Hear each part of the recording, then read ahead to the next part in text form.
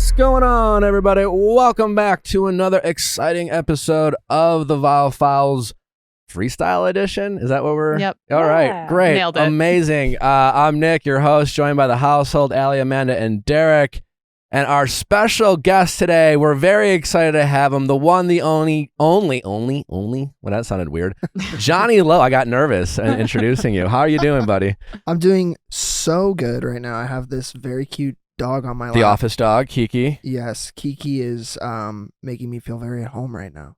We are very excited to have you. You are doing great things right now with your new hit show on Netflix, Unstable, of which you wrote and are acting in. Co-created. Yeah. That's pretty cool.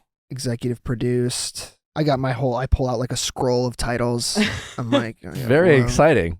Also, Vanderpump superfan and was present on Watch What Happens Live while Tom Schwartz went just Tom Schwartz. Let's be real. That is my biggest accomplishment for sure. You think Unstable is cool, but that's cool. But like being there for Bravo history was next it was level. wild. I immediately DM'd you and I was just like, please come on the show. You'd be surprised how many, I got so many random DMs from an assortment of people, but some of them like very like large scale public figures who were tuning in. I was like, damn, I knew this shit was history.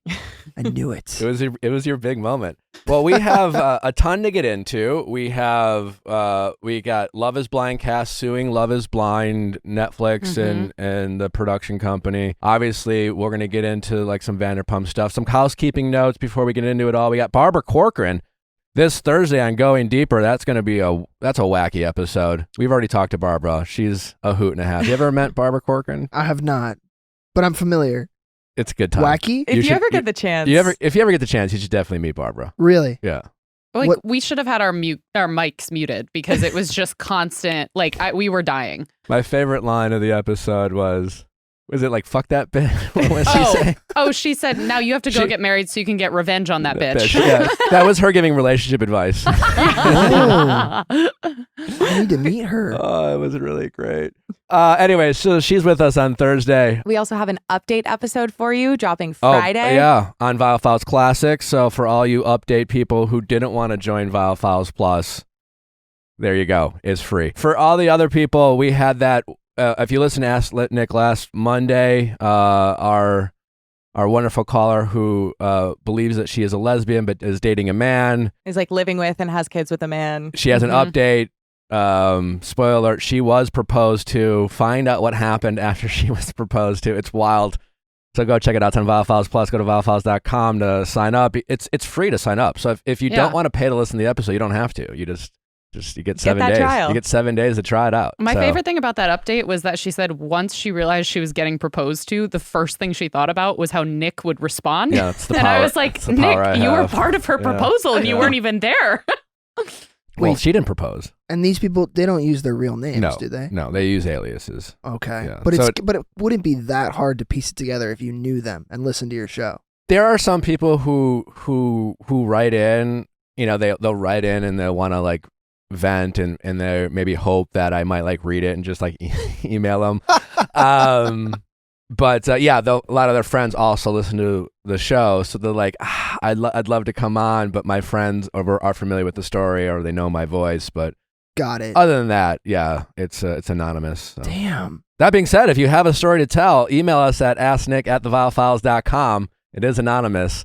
If your friends listen to the show too, we're not going to change your voice. But other than that, you're fine. Clearly, her boyfriend doesn't listen because she's been very giving with her story. Very generous, definitely. And it's wild. So check it out. All right, let's start to get into it. We have a lawsuit for Love is Blind. So the lawsuit actually was started. A lot of these news articles came out in July of 2022, but basically a season 2 contestant, Jeremy Hartwell, sued the team behind the Netflix reality TV show by claiming that producers deprived the cast of food, water, and sleep and plied them with alcohol. And I think it got a little bit more buzz because recently Danielle, who got married on the show, talked about it as well. And she said, this says Danielle, who got married to Nick Thompson during season 2 of the show, said that she underwent a psychological screening before filming. However, she confessed that she felt like she shouldn't have passed the screening. So she felt like they were just doing it to kind of check a box. Interesting. And that she apparently really was not doing well during filming. She tried to express that to production by saying, I can't be isolated right now. I'm really not doing well mental health wise. She went into her previous experiences and things she had struggled with in the past, but it didn't feel like necessarily she was given the resources to deal with those adequately during filming. So yeah, some interesting allegations being thrown Netflix's way. Yeah. Interesting. As someone who's been involved in these worlds, I have strong opinions, but I'm curious, Johnny, as a fan of reality TV, when you see something like this, do you love seeing the behind the scenes of it all and kind of getting the nitty gritty of what the environments are like? And when you see this type of stuff, do you get into that, or are you just kind of like, it's more, I just want to watch the show, I want to see what happens, and I don't really care about that behind the scenes type of stuff? I think it's impossible not to get invested into, the deeper elements like you're talking about, like, I guess in layman's terms, like the tea, right? Like you always get sucked into that. But for me specifically, and I find this to be true for quite a few of my other friends who work in entertainment, especially like if you're creative, if you're acting or writing, there is some weird sort of like button that reality TV pushes for people and for us specifically, because I watch a lot of scripted stuff, but once you've been inside of the factory that makes the product for so long, it does kind of take away from the magic a little bit. Yeah. Not entirely, but reality is, for the most part, what is promised, right? It's like these crazy people are going to do crazy things on your TV and just sit back and like enjoy. It's that perfect sweet spot, that nexus of like entertaining and a little bit like you can like phone zone while you watch it. Sure. And so for me, it's just like I come home from a day of like work where I've been creatively activated for X amount of hours, and I turn on reality TV and I'm like, the best writers in show business couldn't write this shit. This is crazy. Do you ever, as a writer, feel inspired by some of the stuff you see on reality TV? Yes, although there's this interesting phenomenon, and I don't remember the name for it, but it describes this like human psychological concept that if you represent history to, this is kind of boring, but it's a little interesting. If you represent, it's not boring. Okay. We're going to cut that part out. Yeah, you're like, this is all getting cut, don't worry. This is the most interesting thing anyone's ever said on our show. Go. Thank you. Yeah. If you represent history too accurately, sometimes, like in a historical movie, the audience won't believe you that you're being accurate. So you actually have to basically make things occasionally, in real life, less realistic in order for it to play, which is contrary to like what you would assume. Normally think. Yeah. Like, I think the example that's used often is that whatever sort of like cultural time period like Gladiator was, they had billboards back then. They had like their like Roman version of billboards. Really? And like Ridley Scott was like, we can't put that in. People will think we don't know what It'll we're look doing too cheesy. with history. Yeah. Holy shit. So this is a long way of saying that when I watch reality TV, sometimes I want to pick and pull, but then you go, man, no one's going to believe this shit happens. No one's going to believe that. I would, if someone told me, and this was me attempting to explain Vanderpump and Scandoval to my dad, it was really funny because I was like, okay, so there's one Tom, and he's been with this other girl who's on the show regularly, Ariana. And then there's another Tom. He's best friends with that Tom. He's dating this other girl, kind of, not really dating. They kissed. And then the other Tom, and I'm like, are you following? He's like, no. I'm like, great. The other Tom is in an affair with the girl that the other Tom is kissing, and he was out. He like walked out the door. He's like, I don't understand this shit. But the point being, like, it's so interwoven and complicated and Machiavellian and just insane that you can't pull that much from reality TV. That was really interesting, that little fun fact. Let's go. I like a little history. I like the movie Gladiator. And that's true. If you saw their version of a billboard, you would be like, what the fuck are they doing? What am I here? watching? Yeah. I'd be out. I'd be like, oh. That's wild. Yeah. Anyway, so there's a lawsuit. I mean, when I see this stuff, I generally, to be honest, roll my eyes. I will say, here's what I find interesting. That there are claims that their contracts say that if they quit the show early, they're liable to be sued for up to $50,000. I thought that was wild. Because they're only paid $1,000 a week for what filming. they're paid is Yeah. so they shouldn't be. They're not paid at all. That's the thing. When you go on The Bachelor, you go on Love Is Blind. You're not an employee. You're not paid. They're pretty upfront about that. At times, you can receive this stipend. I don't even know what a fucking stipend is. I just know it's not a salary. They get $1,000 a week, but it's filming. not. It's not like an hourly wage. It's not an hourly wage. But I'm It's saying they not do receive monetary, which is different than Bachelor. Sure. They I do guess, receive but it's some not, payment.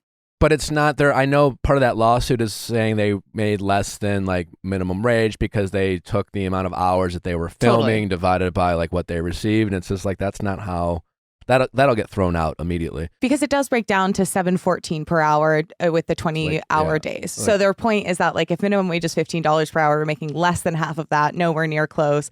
And we're being subjected to these crazy conditions. But here's the thing. Here's where I roll my eyes in general is they all, the contracts that these people sign lay it out pretty well. The contracts, they're these long ass contracts. And I don't know what the Love Is Blind contract says, but the Bachelor contract says we can fuck up your life and this is going to be hell on earth, essentially. Right? Yeah. And I would be surprised if these, speaking as an employee of Netflix, I would be surprised if they didn't cover their bases pretty well. Yeah. And it's just, the problem I have is the average shelf life of a reality TV star that kind of pops and has some attention, it's like 12 to 18 months. Mm-hmm. And it can be a very crazy experience. You go from an insane amount of attention and exposure and access, and you get invited to do talk shows and podcasts. And with, these shows like Love Is Blind and The Bachelor, they have, they're just pumping out these seasons. And so once the next season comes out, the light just kind of drastically goes away. And it's just because that's when people from previous seasons start, coming out of the woodwork and start complaining and making TikToks about like how terrible it was and say things how like they were denied access to food and water. And then they were like force-fed alcohol. And in reality, it's just like these days take long to film. And it's not a vacation. It is not an all-inclusive, all-you-can-eat vacation, which I think a lot of people who sign up for these shows kind of think. And there are times where they might be like, yeah, we need to get this done, like food's served later on. Yeah. Just the timing of it all. It's just like once the light starts dimming down, that's when they start complaining about the environment that they were in. And yet you never hear about it when they're getting all the attention, when they're getting the adoration and the exposure. Granted, there's definitely a lot of manipulation going on in these worlds, but it's not that hard to manipulate because they all want the attention, And it's just like, that's why I know last week a lot of people were mad because like I was critical of Zach on the Love Is Blind reunion and I didn't like look at his Instagram and apparently he posted something about his mom. I don't really care because like, listen, I just think if anyone who goes on this show and accuses someone else of being there to get famous, I just roll my eyes. They're all there for attention. You didn't show up for a show and not want attention. They literally call it an experiment. And I just think it's just a little bit, I don't know, eye-rolly to I love that take. Yeah. I love that take. I agree. And I also think there shouldn't be as much shame around it. Or like, I wish we could just accept that in a way as people who watch reality TV. Like, it does feel like there's a certain expectation for the people to project this notion where it's like, I was there 100% authentically. And my take is like, yeah, part of that authenticity is saying like, it was interesting to me to be on camera. I come from this background and I would otherwise never have had this opportunity. And yeah, some of this stuff was because of the circumstances. Because that's realistically as a viewer, you understand that. You'd be insane to go on any of these shows just for love. Insane. Truly insane. Yeah, that's the bottom line. Insane. If you're not doing it open to love, fine. But like, who would do any of this if like, you didn't think there was a chance you could get followers and attention and maybe make a career off of social media. And that's why when Zach is out there like he did the same thing to Irina that he criticized Micah of doing to Paul. And it's just like, I love Zach, but he still, plugged his Instagram, regardless if it was to do something sweet. Again, like it's, you don't get to accuse someone else of being there for fame when you're all there. And turn off your Instagram. If you don't get to accuse someone of being there for fame if you have social media active and you're posting. That's it. I love that. If you're off the grid social media, if you have no social media follower, accuse away. But if you are out there making TikToks and plugging your Instagram, and I don't care if it's for good. I don't care if it's you have all these foundations and you're giving all the money away, you still like the attention. Because a lot of people do fundraisers because it makes them feel good about themselves. Like, and I'm not here to judge. Pop off and get your bag. But like, stop being so fucking self-righteous when it serves you the best. And it's just like, listen, the lawsuit, I will like the $50,000 to quit, I think is weird and interesting. I do think I'll just blanket statement if, because when you go on The Bachelor, the psych test they take, I mean, I swear it's like this, I don't know, hundreds of questions. And like every other question is around like suicide, trigger warning. And you're taking it and you're just like, it's like, have you ever thought about suicide? Did you ever consider suicide? It's just like scenario. Like if, let's say you're super hungry, you're about to order you go to your favorite restaurant to order your favorite dinner and they don't have it. Would you kill yourself? And you're just like, no. They answer a lot of questions about suicide. So obviously these are intense atmospheres. They are psychological warfare. That is true. And I don't think, blanket statement, I think it's crazy for any of these production companies to cast someone who has ever said that they thought about or considered suicide. I mean, I would take that stand. If anyone has come forward and said, hey, I once was suicidal, I struggled with like some pretty dark mental health, I don't think they're fit for reality TV. But anyone else who goes on there, I just think these are tough atmospheres, and then there's just a lot of complaining when the producers move on to next season and they stop taking calls and they stop giving the attention to the previous cast. They feel slighted, they feel used, and I get it to a certain extent, but it goes both ways, as you've heard me say before.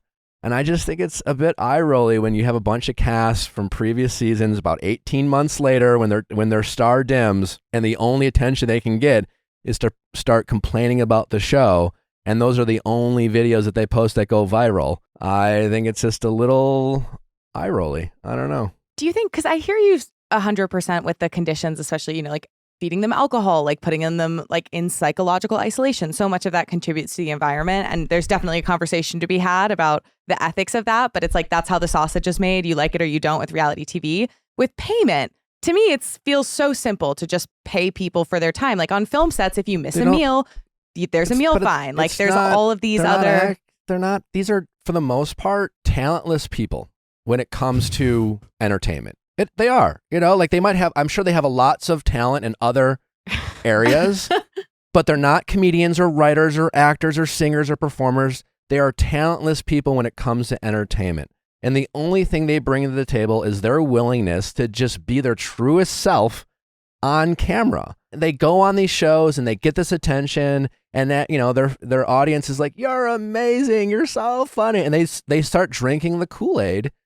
And then they expect agents and managers to come out of the woodwork, and they expect all these opportunities and brand deals. And it's a super competitive environment. And when it doesn't play out the way they expect, they get mad and frustrated, and they start pointing fingers as to why things didn't work out the way they expected or they thought they should. But so many of these people aren't willing to do the work. They don't go and start taking acting classes, and when they start taking acting classes, they realize that could be a 4 or 5 year process or 6 or 7 year process, as opposed to like, oh, I took one class and I'm expecting to get booked for gigs and jobs. There's that mindset with so many of these people. Is that a common a theme you've noticed? Like they want to go be, like, I guess on camera more? Sure. I mean, like when you go on these shows, right, you get this immediate notoriety. You get this following.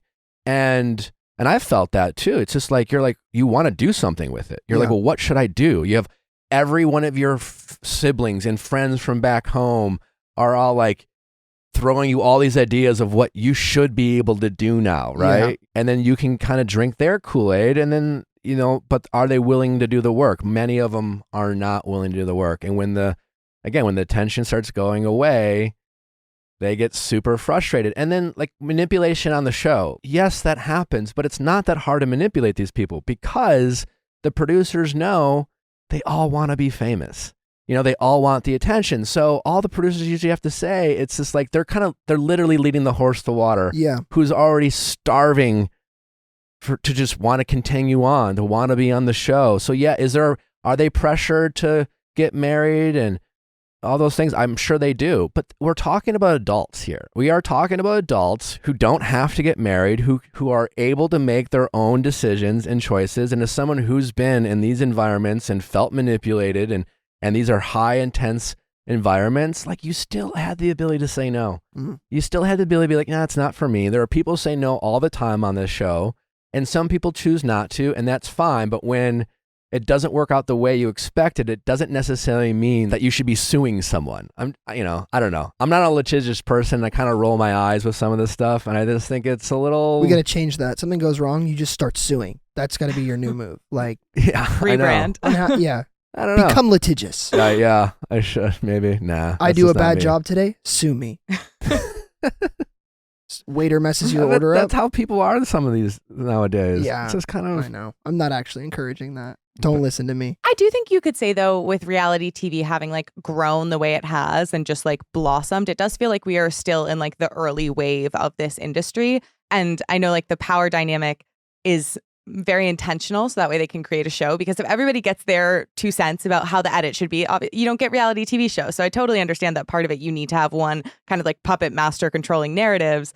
But do you not think that as this industry emerges, there might be some space for correction of being like, oh, wow, these powers that be have way too much control over people, and there's like small quality of life things we could do to make this a more like dignifying industry. Why does it need to be dignifying? It's, they can always find someone else willing to come on. And I just think that, until they are unable to say, do you want to come on for free? In the hopes that maybe you could become famous for no reason other than your own vulnerability, then until they have to do that, I don't think they should. I believe in competition, I suppose. But yeah, I don't think they should be pumping out these salaries to people for their willingness and wanting to go on TV. Plus, when it comes to a reality TV competition show about love and the just want to be famous kind of mantra, when you find out, well, all these people are, let's say, are making X number of dollars, it takes away the sincerity right off the bat right there. That's valid. Hey, I'm doing it for love, but I'm also making $50,000 to go on TV. Is there not a middle ground, though, where it's like, just get paid per hour? And then the same as applies to like the crew of these shows. Like not the crew of these shows are getting... Sure, but the crew they're union people who are working in SAG, and their contract, like whether it's cameramen or audio people or directors, it's their job. These people, it's not their job. They got bored with their job, whatever their job is, and decided they wanted to like do something crazy and fun and maybe travel or get out of their comfort zone or mix it up. And that's great. And that's exciting. And if they don't want to do it, someone else and 30,000 other people are in line willing to take that spot. Hearing you say union, it makes me laugh to think about if reality TV stars tried to form a union. Like, can you imagine a more eclectic and kind of unhinged group of people to organize than like every person who's been on a reality TV show? Like, it would be crazy. I'm sure someone's tried. It's like, I'm envisioning you guys as your own like student council. And then it's like Francesca as treasurer and like Nick as president. And I think it'd be poorly managed.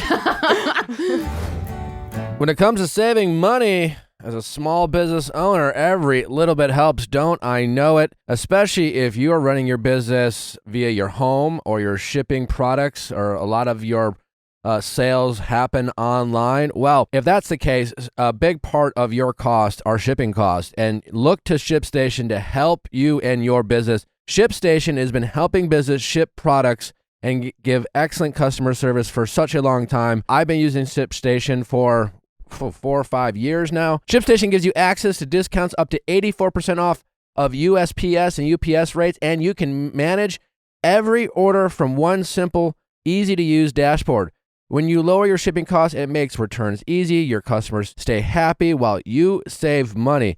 It is such a wonderful application, whether you're shipping UPS, USPS, FedEx. Well, it doesn't matter if you're selling on Etsy, eBay, Shopify. It easily integrates with so many of those platforms that you're using to operate and run your business. Manage every order from one simple dashboard, automate routine shipping tasks, print shipping labels, easily compare rates and delivery times to optimize every shipment, and automate delivery notifications. It is so easy to use and helps you give such excellent customer service to your customers. Over 130,000 companies have grown their e-commerce business with ShipStation, and 98% of those companies that stick with ShipStation for a year become customers for life. Get a 60-day free trial at shipstation.com/VIALL. That's right, a free 60-day trial. Worry less about the bottom line when you save money with ShipStation. Go to shipstation.com and use code VIALL today and sign up for a free 60-day trial. That's shipstation.com, code VIALL. Your body is your home for your whole life. And my philosophy with it is that I want to take as good care of it as I possibly can. And so for me, I've always wanted to stretch more. I'm very tight. I have very tight hip flexors. I have like a bad lower back. And so stretching is something that is constantly on my to-do list of like, oh, I should do this, make it a part of a routine, but very hard to actually like integrate it into life. I love Castle Flex because it levels up my stretching. Like I am able to stretch specific parts of my body in ways that I couldn't with like just my own self alone. So Castle Flex is like, it's sort of like a wooden bar with a like pocket almost attached to it that is perfect for your heel, for your elbow. And so you can use one hand typically, or sometimes both are freed up to pull while whatever part of your body that you're trying to stretch is carefully secured within this device. It's really mindfully made, and the quality, the material is so high quality. Also, what I thought was interesting is that the average return rate for most brands in the health space is 28%, and this device has a less than 1% return rate. Stretching has become a bigger part of my life as I get older, and Castle Flex has been really easy for me for all the things that Amanda suggested. It makes it so much easier to like pinpoint those like muscle groups that haven't been stretching. And if chances are, if you have like a kink in your neck or a sore back or a joint pain, that there's probably a muscle that needs to be stretched and worked out. So to get your Castle Flex and get your stretch on, go to castleflex.com, code VIALL10. That's Castle, CASTLEFLEXX.com, code VIALL10. Castleflex.com, code VIALL10. I'm fascinated by this whole conversation at large, but like your angle, because you're vocalizing a lot of things that as a viewer I've thought about. Is there a way in your eyes, as someone who's done it very well, like to stay, like you said, the machine churns people and content out. Yeah. That is kind of like the name of the game. That's, by the way, true for scripted content too, typically, especially a Netflix model. They want you to be the flavor of the week, and then they've got something else right behind you. But I can see how it happens in reality TV, more specifically, like, you're the it person on Love is Blind for however many months you reign as the most current season, and then all of a sudden, like, there's someone else and you're lost.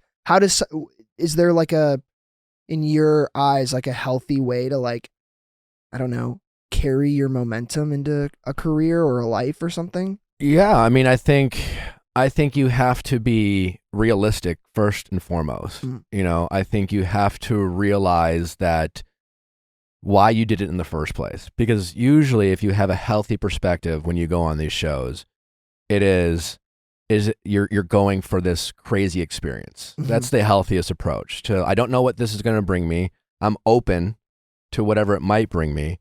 But I'm going to recognize that this is most likely a temporary thing, and there are no guarantees. But I'm truly going to have this crazy life experience that I will be able to have the rest of my life. I think that's the healthiest approach. And no matter what happens once you get on that show, you have to have people around you that keep you level-headed. And I've always said, people on this show, listen to the show, heard me say it a ton of times, reality TV gives you incredible access and zero credibility. So you try to use your access as much as you can, but recognize that you don't have the credibility. So going on these shows, if you want to say move to LA or New York and give it the old college try, you're probably going to get in a lot of rooms that, say, the average person who moves to LA wouldn't, right? So instead of like going to those kind of cheesy casting director seminars back in the day where you'd have to like pay a bunch of money to get like low-level casting directors to look at your like acting resume, you might get a general meeting with an executive at, say, NBC Universal, but they want to talk to you about the show. Right. You know, and so it's just recognizing that while hoping that you might get a few minutes in that general meeting to say, do you have any advice for me? Like, these are my goals. This is what I'm working on. This is the work I am doing. And you just try to make connections that way and then show that you're willing to do the work rather than being like, yeah, so I want to act. Do you have any gigs for me? You know, shit like that type of energy. There's a lot of luck. There's timing, and there's a lot of hard work, and I struggled for a while. It's like every day you wake up, you're just like, well, what the fuck do I do now? And if you follow me on social media, I've done Bob Ross painting videos, I've done roller skating, I've tried a bunch of fucking shit that like some people thought was funny, it landed or it didn't land, but it didn't really go anywhere. And I always knew for me, if I wanted to stay in this space, I had to create something that was my own. You know, I had to do something that I could be sustainable without waiting for someone to call me up and be like, hey, we have some teeth whitener that we want you to, you know, promote. You know, like I had to do my own thing, and I just was focused on that. And it doesn't work out for everyone, but I think there's just a level of, you know, and I empathize because it can be the high of coming off that can be tragic. So you want to have a good, you know, therapist, and you want to invest in your mental health. But I think people too often want to blame things not working out the way they wanted on other people. Sure. That makes sense. I think that's a good answer. And I think that translates too, by the way, like even in the modern landscape of entertainment, and again, like this is just my opinion, but being the arbiter of your own fate requires you to create opportunity for yourself. You know, I've had conversations with my dad about this, and he's been acting for 40 plus years. And so he has a take on what it's been like to be an actor, a working actor in, 4 decades. And we've, discussed this sort of modern shift of like being specifically talking about actors right now, but I'm sure, as a writer, it's different because you're writing. So you are actively creating. But as an actor, you're typically waiting around for opportunity, and then you're supposed to capture that opportunity. That is a far less tenable path nowadays than it was, because there's so much more supply. There's so many more people thinking like, I'm going to move to LA. They have the means, and especially with like TikTok and, social media, Twitter, reality TV, there's a million different avenues to get into it in the first place. And you're competing with people like, who have social media followers and some don't. And, there are people who do get the benefit of the doubt because maybe they have a couple more million followers than someone who doesn't, who's put in less work, and things like that. Freaking Nepo kids. Like I'm one of them. Like I acknowledge that like I was, I'm sure my last name got me into, I'd be crazy to say that I'm pro Nepo, baby. You are? I am. Thank you. I am. I'm not. No, as you shouldn't be, but I am. Yeah. No, I mean, I could talk about this at length. But I think. Listen, we all have certain levels of privileges. I think it's important to recognize yours. But listen, as far as someone who has parents who know nothing about Hollywood or anything like that, whether it's nepotism or I come from a sales background. If the first thing you do when things don't go your way is to look at how other people might have had certain advantages, I just think you're never going to get to where you want to go. I just, whether those are accurate criticisms or whether the disadvantages that you discovered are accurate, I just think there's always something we can do to elevate ourselves. There's always something that we can learn from, someone else winning a job or an opportunity. And I just think when I start thinking about, oh, well, they got that because of their parent or this, I'm not going to get to where I want to go. I just strongly feel that way. And so that's why when I say I'm pro Nepo baby, I'm not worried about the advantages that other people have. I'm just going to figure out how I can overcome those and control what I can control.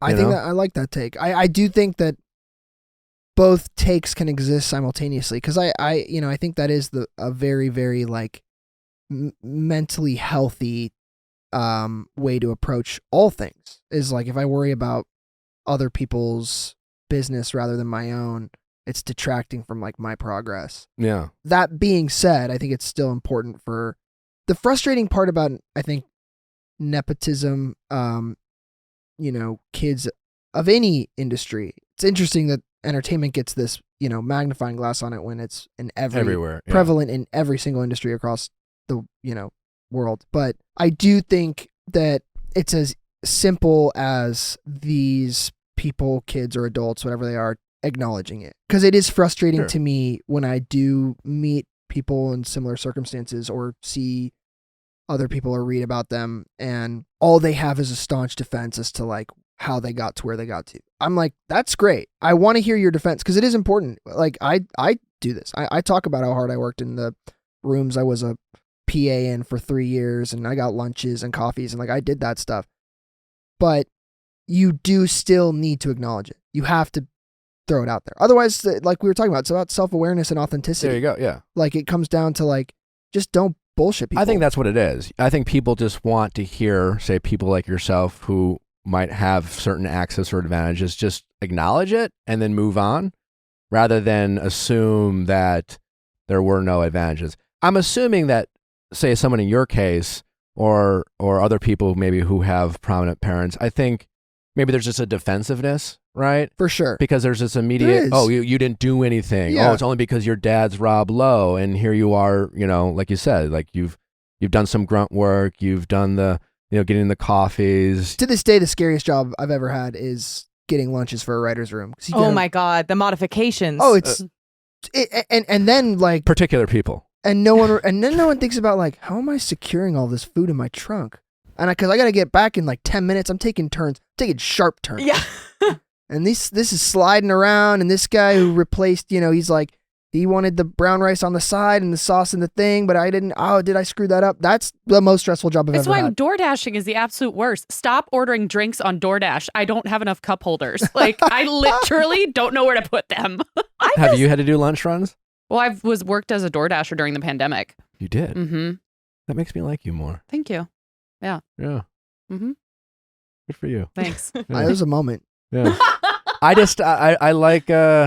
like people who are willing to do things that you would, because we live in a world where people think they're too many good things for are something. too good for something. I feel the same way. I feel the same way. It's just like, I have nothing but respect. Like, again, this goes back to like certain elements of shame people carry around. I feel unnecessarily, like people who are like, I'm an actor, but I'm also like a waiter. I'm like, good for you. Yeah. That's awesome that you are taking it's what you were talking about. It's like taking initiative. If you're doing something to support, a growing career you have, and like you need financial support and you're out there doing anything, people should celebrate that. Yeah. I'm curious what you think. As someone who's lived in LA for 8 years, I honestly think one of the biggest, how you become successful in Hollywood, I would say number one, just outlast everyone else. For sure. I think that's great advice. So to that point, if you're willing to be a waiter and you're willing to do whatever it takes and work those odd jobs, you're so much far in front of everyone else. Because again, most people will move out here. Or maybe it's they got a couple bucks from their parents, or maybe they saved up some money and they were willing to do a waiter job, but they just got sucked into the party life or things like that, or they got a couple auditions and didn't get the job and they got discouraged and they just kind of moved back home, and they moved back home to like, Milwaukee, Wisconsin. And then people are like, oh, so how was LA? It's just like, it's just like, it sucks and the people suck and everything sucks and I missed home. And it's just like, the reality is like, maybe they just didn't want it as bad as someone else who was willing to do that work and willing to stick around, because availability more than anything, all of a sudden you've been in the city for 4 or 5 years, you've done some classes, right? Yeah. And then you what do they say? Luck is when preparation meets opportunity, Yeah. and it's just like just being available and sticking it out. Yeah. That is, to me, is I think it goes number one. hand in hand with that, but I always say, like, when I talk to young people that are seeking advice, the main thing I often say is make sure you love this. That's like the first checkoff for me, always. And when I say this, I mean the craft, and that could mean whatever it is, acting, right? writing, directing, fucking producing. I'm trying to picture like a 12-year-old being like, I can't wait to be a producer. I can't wait to yell at everyone. But that's the thing, is it's an industry, rife with rejection, circumstances that are gonna fill you with self-doubt, insecurities. You're gonna hear no a lot, and you're gonna have your ideas torn down a lot. So to walk through all of that with like a healthy head on your shoulders, you have to absolutely love doing it. And many people don't, and they don't know that yet. They just like it, or they like what comes with it. That's the big one, is like they see the destination rather than the journey. They see like, well, it'd be cool to be dating so-and-so and on the cover of this thing or whatever. And the truth is, like, you only really, I mean, this isn't universally true, but for the most part, you only get there if you loved it, because like you said, that's going to allow you to outlast and outwork people. Yeah. Did you feel like it was, or did you have a moment where you had to question how much you loved it growing up in the industry? Because I feel like growing up, going to auditions, I realized how much I loved it because I was there on my own and learning how to do everything on my own. And then I'd watch all these moms like brushing their daughter's hair and running lines with them. And you could tell the mom was the reason that they were there. And I was like, well, wouldn't that be nice? But like, here I am, like up by my bootstraps. Like, yeah, no, yes, I have felt that. I mean, I did not grow up wanting to be, to work in entertainment, because my parents were very actively, pushing my brother and I, it's just us two, away from that. They were very, very, anti us following in my dad's footsteps. Were they anti because they truly just wanted the kids or you and your brother to have nothing to do with it? Or was it more, if they want to do it, we want them to want to do it so much that they are almost like kind of go against the grain, like, you know what I'm saying? There's that's just like, a better way to articulate it. It was not that they were like, you cannot be. It was like, if that is what you want to do, you will have exhausted every other resource. That's what I want to make sure of. And I genuinely, like, I'm so sensitive to coming off like, and here are all my accolades. But like, I worked really hard in school. I was like a huge nerd, and I went to a college prep boarding school outside of Santa Barbara where I was raised, and then I went to Stanford, and I graduated in 4 years with that's pretty incredible. Honors in my major class. Thank you. And that's very cool. I worked in a stem cell biology research lab for 4 summers in high school and became like a published scientific author. Now, that one I got lucky about because I just cultured cells that got used in an abstract. Again, I think luck is required in all aspects of life to a certain degree, but you don't get published as a scientist by just like waking up one day and just having stumbling into a lab. You have to make things happen. It was a lot of luck, but a little bit of work for sure. You're a humble man. And so I say this as like, at one point I thought I was going to be a molecular biologist. At one point I thought maybe I'd go pre-med, and I was always writing throughout my childhood and into my late teens and college years.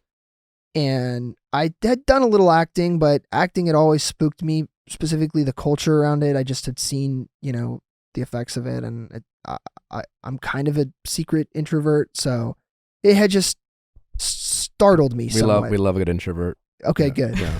Samesies. Samesies. Yeah. But so when it came to the moment in time where I was like, you know what? I really like writing. I really like it. I gotta actually humor this. Then I feel like what the healthy, thing is. And again, I recognize opportunity. Like, I had the opportunity to go do this, but I was, I took the PA jobs in the writers' rooms, and I just my goal was to go there and absorb it and see like, is this a viable career path for me? Could I do this? Was this after Stanford? This was while I was at Stanford during the summers. Damn. You know, I worked on like some of trying to think of like like the Mick. I don't know if you remember that show on Fox. Like the Chernins, the guys who created that were like mentors to me afterwards. And that was an incredible experience. I was an assistant to a director, executive producer on American Horror Story for a season, and I would just like, and I mean it, like an assistant. Like I would like go and like, I did fun creative stuff. Like he would be like, "Can you storyboard this scene for me, or can you outline, you know, the beats of the next draft?" But then it was also like, "Hey, like, can you go get my smoothie from the truck?" And I was like, "Great, yeah, hell yeah!" I was like, "Sure, let me make it the best smoothie you've ever had, man." I love that, man, and I think that speaks to why, you know, you had the level of success that you've had, and I think that's where a lot of people miss that, right? Because you know, sure, you've had the access, there's no question, but it took a lot of work to get into Stanford, and then even after that, your summers, you could have easily wanted to like just chill, relax, but like to do that type of grunt work, and that's where like when you surprise people with your work ethic, especially when people assume. I think anyone who goes on reality TV, it's like similar, I suppose, to like a nepotism kid too, where if there's a lot of people are going to have assumptions about you just by where you come from. Oh, you're on reality TV. Oh, you have a sense of entitlement. You're this, you're that. Oh, you're a Nepo kid. Same thing. Sense of entitlement, lazy, whatever.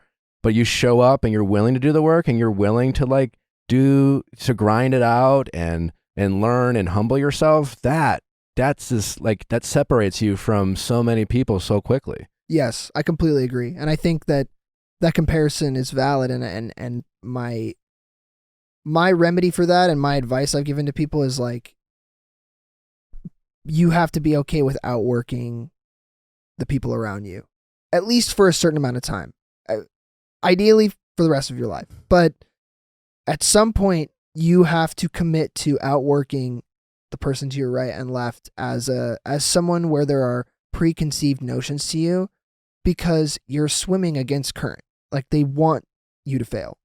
Maybe that's too broad, but like they've created an expectation of you. You are entitled, you are privileged, have a chip on your shoulder, you might be lazy. It's like, okay, great. I will just outwork these people until they can no longer ignore the reality of this situation. Yeah. I'm assuming then, hearing about your background in molecular biology and then obviously your relationship with your dad, that a lot of inspiration came from For Unstable. Yeah. I think, you know, it's funny. I had thought that people would realize, and during the press, this was part of the press push too, is like how similar it is to our lives. But I think people are very surprised when I tell them, like, first of all, that dynamic on screen is really close. That's what I was wondering. His and I's dynamic. Oh, razor thin. Okay. Truly. When I first turned on the show and like the opening scene with your dad, because I didn't really know what it was. I was just like, oh, I'm going to turn it on and watch it. I honestly thought it was like an opening to like a scripted reality TV show of your life. Because your dad seems to play like a caricature of himself so well. Yes. You know, where he like leans into what he might think a lot of people might think he acts. For sure. Right? And he does that so brilliantly. I'll tell you this much, that I have that's a good take, like an astute observation. And the truth is, that's kind of just what he's like too in reality. Like that character, Ellis Dragon, his character on Unstable, Chris Traeger, his character on Parks and Rec, and a little bit even like Eddie Nero, his character on Californication, if you ever saw that show. Those are him. Like, especially like Chris Traeger, who people are always like, I'm like, he's like a child on that show. I'm like, yeah, he's like a child in real life. My dad is lovely. One of my best friends, you know, we have super healthy working relationship, but he is, and I tell him he's more of like a best friend than a dad. He's like a kid at heart. Like, we'll go, you know, it's like, you want to go surfing today? Yeah, let's get out there. I got there. I catch like a great wave. And he's not like, yeah, I'm so proud of you. I come back and he's like, I just got one that was like a foot bigger. It's no big deal. it's like that kind of, Sure. youthful, competitive, and I Yeah. love it. It's so fun, but he's such a little baby boy. And so that's why the So show. as did your relationship with your dad evolve? Did you I would imagine you got closer as you became more of an adult. Yes, I would say we were always, growing up was tricky. And he's always been a good dad. That is the truth. I say that begrudgingly, but Like, fine. whatever. You're welcome, Dad. It was tricky growing up. Like, I remember when he was doing The West Wing, I didn't see him that much. Like, those hours were really intense, and I've unpacked it in therapy.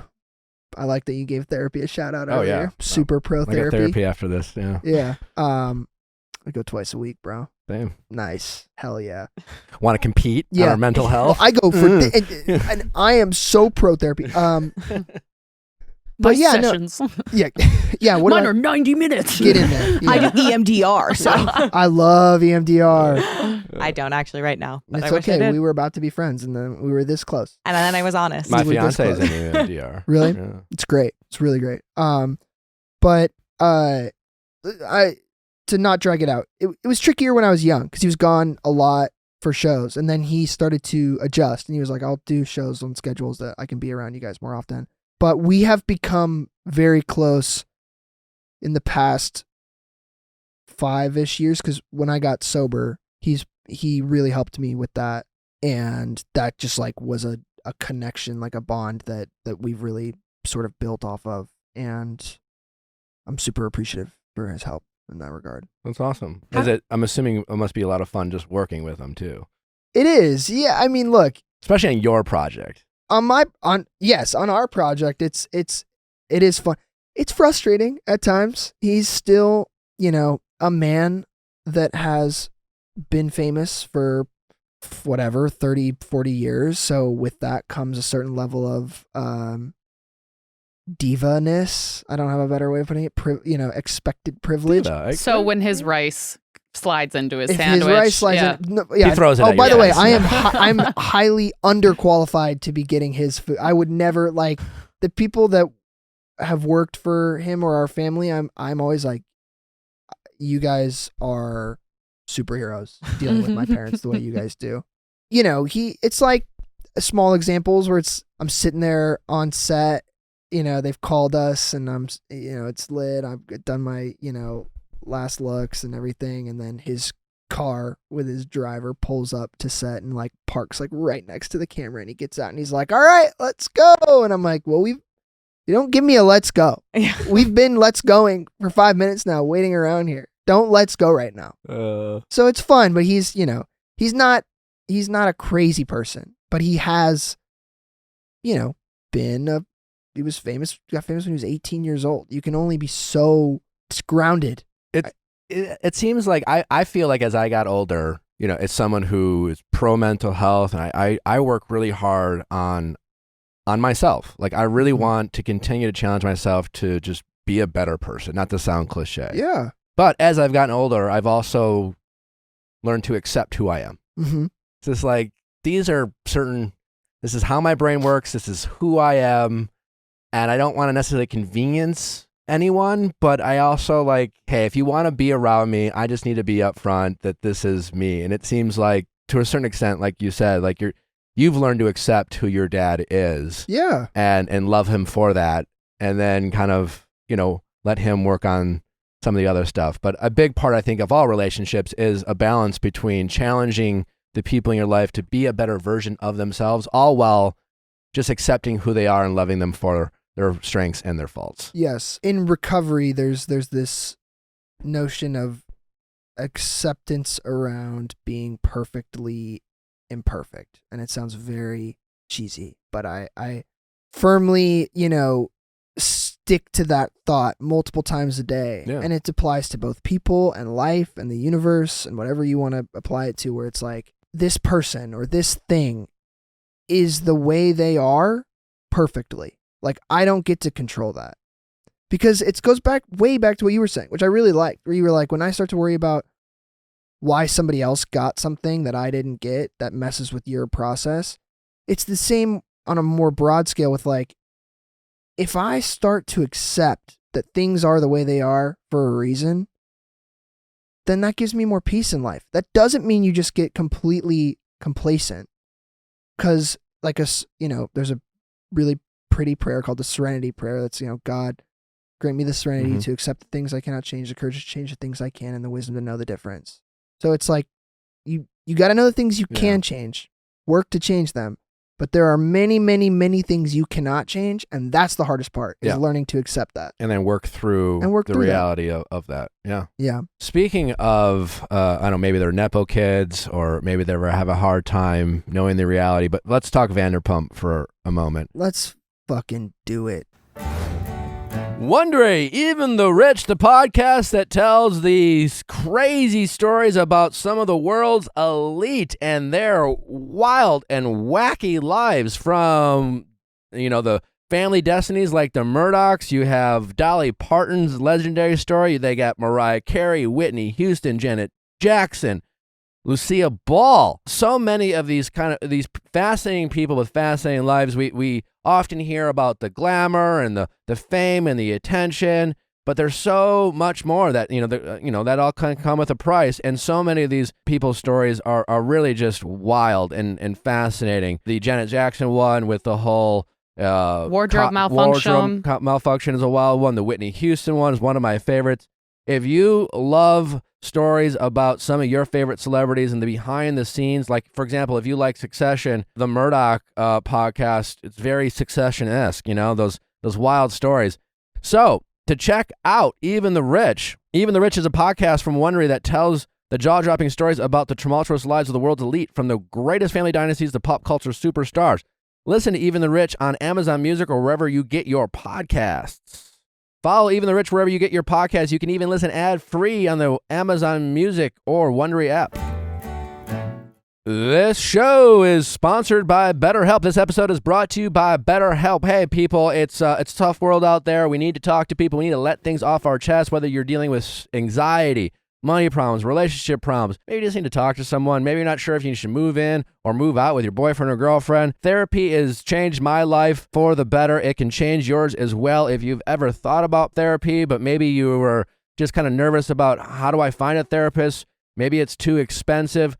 BetterHelp offers you therapy without having to go in person. It's more affordable than in-person therapy, and the best part about BetterHelp is they're working with so many different types of therapists. So the ability to find a therapist that connects with you and your needs that you just relate to is so much greater. It's really easy. You could be talking to a mental health professional in the next 48 hours. Just go to BetterHelp.com. You take a quick assessment about what you're looking for, what do you want to talk about, and they will pair you with a mental health professional ASAP. And the best part is, if you don't click with that person, that's no problem. They will pair you up with someone new, and you can literally just keep swapping out therapists until you find a match. But I highly recommend it. It allows you, again, you can do it from your home, you can do it your car, you can do it in between lunch breaks, on a tablet, computer, your phone. I think I said phone already. If you don't even feel comfortable with doing it on a video chat, you can just do voice to voice. You don't even have to worry about that. So many options to make sure that you're comfortable. It's incredibly great. So many of our listeners have tried BetterHelp and they love it. And you could be the next one who's prioritizing their mental health as well. So to take charge of your mental health, go to betterhelp.com/VIALL to get 10% off your first month. That's right. Discover your potential with BetterHelp. That's BetterHelp, HELP.com/VIALL. Have you been a fan for a long time? Okay, so I was a fan. I watched it. One of my college ex-girlfriend got me into it. That was how I got into it. I remember being like, what do you want me to watch right now? And within like 2 episodes, I was like, dude, play another one. Play the next one. Go. I've never gotten so hooked on a show. Like, I've been watching reality TV for most of my life. Never have I gotten hooked so quickly. I had never watched reality TV. I'd never seen. I had like friends and stuff. I just never done it. Since then, I've cultured myself. Obviously, I'm a man of culture now. I've seen most of them. But I took a long hiatus from Vanderpump. Life just led me on a different path. Sure. And I came back to it. As it does. You Yes, found it your way does. home. I came back home, and then, as fate would have it, Scandoval landed on our lap, and I was like, I knew I was back here for a reason. So my question for you, because we've been talking a lot about it. I've had some tough critiques of the Toms as a man yourself. boy. As a man. It's always bad. I just know, just like, we can't defend our species like that, man. We're the worst. But what But is I'll try. what is about like? And you were with Schwartz. I haven't met him in person. Yeah. Him and I have been messaging back and forth about coming on. Yeah. I think last week's episode was a perfect example why I think Schwartz has hope, and where I don't think Scandoval does. Yes. But that moment where Schwartz called out Scandoval about like, all you do is show up and get mad and say a bunch of shit, but you don't really do anything. Yeah. Yeah, like And what work are you doing to get this place open? It's like, Scandoval had the wherewithal to be like, it's my mom's retirement money, which I think the collective of Bravo Nation was like, holy shit, you're a piece of shit for taking your mom's retirement money and then fucking off with your band, all while like leaving the responsibility of this bar on everyone else but you. And I really believe when he was like talking about his nails or band practice, I don't think he was kidding. No, it doesn't He was seem like, like a I bit. can't have grubby nails, but my mom can lose her home. It's just like, and that he's just like, oh, well, that was a scheduled practice that was in the books for weeks, as if Tom Sandoval has never flaked. You know what I'm saying? But The what, dude continues to spiral on that show. It's pretty remarkable. yeah. I will say that okay, because I'm gonna get into my takes, Yeah, and I'm gonna get into the mud. Okay. I feel important Get in. to preface it and say like, this is so lame, but this is my disclaimer of like, and I feel like you'll respect this somewhat. Maybe you won't, but like these people are humans, so I Correct, do yes. feel like there is some sense of where I'm like, everyone, like, again, goes back to what I just said, everyone's imperfect, like people make mistakes. Some people fuck up way more consistently and way bigger than other people. Yeah. And it is totally within our reason as people, as human beings, to both do that and then to both go, I do not mess with you as a person and I don't want you around me, or like, I don't mess with your image. So that's my, I completely agree. As we talk a lot of reality TV, we acknowledge that for the most part, many of these people we have never met in person, yeah. and these are all edited shows, and Yeah. so we reserve the right to be completely wrong when discussing these people's character Okay. and who they are. Now, because that being said, let's get into it. get into it. Look, first of all, Schwartz, charming dude. Like, That's what Katie's warned us Oh, about. there's- She's like, I- she's going to come on the show and you're going to fall in love with him. I DM'd Really the guy and I was like, hey, we'd love to have you on the show. I just want to be upfront with you. I've been a little critical of you, but like, I Yeah. think it'd be fun. And he's like, yo, man, Nick, congratulations. I mean, even through his DMs, I'm like, Just- this charming yeah, motherfucker. he just, it's like, whatever, like love bombing, it's like an energy bomb with him. Yeah. Right? You're like, whoa, this guy just fired me up. Yeah. I like this guy. For sure. And I've met a few of the castmates and I think that they're all not surprisingly very charismatic. Schwartz has this really disarming energy though that has contextualized all of the Vanderpump tea for me very well, where I'm like, because watching it, you're kind of like, how does somebody like this get so many chances? Or how does somebody like this get into so many situations? And then I was around him and I'm like, man, I'd make some fucking mistakes with this guy. I'd do some stupid stuff with this guy. He's fun. yeah, it's like, I'd it's go all out and, like- whatever, man. Like, I'm sober and I'm like, man, if I was drinking, I'd go out with that guy and get drunk and we would like get into trouble together. He's got that like natural instigator energy in an wholesome way, which is very strange. And he's very nice. I don't know. You watch What Happens, right? Yeah. Like, he was, the wrist weight thing, he was not a bit.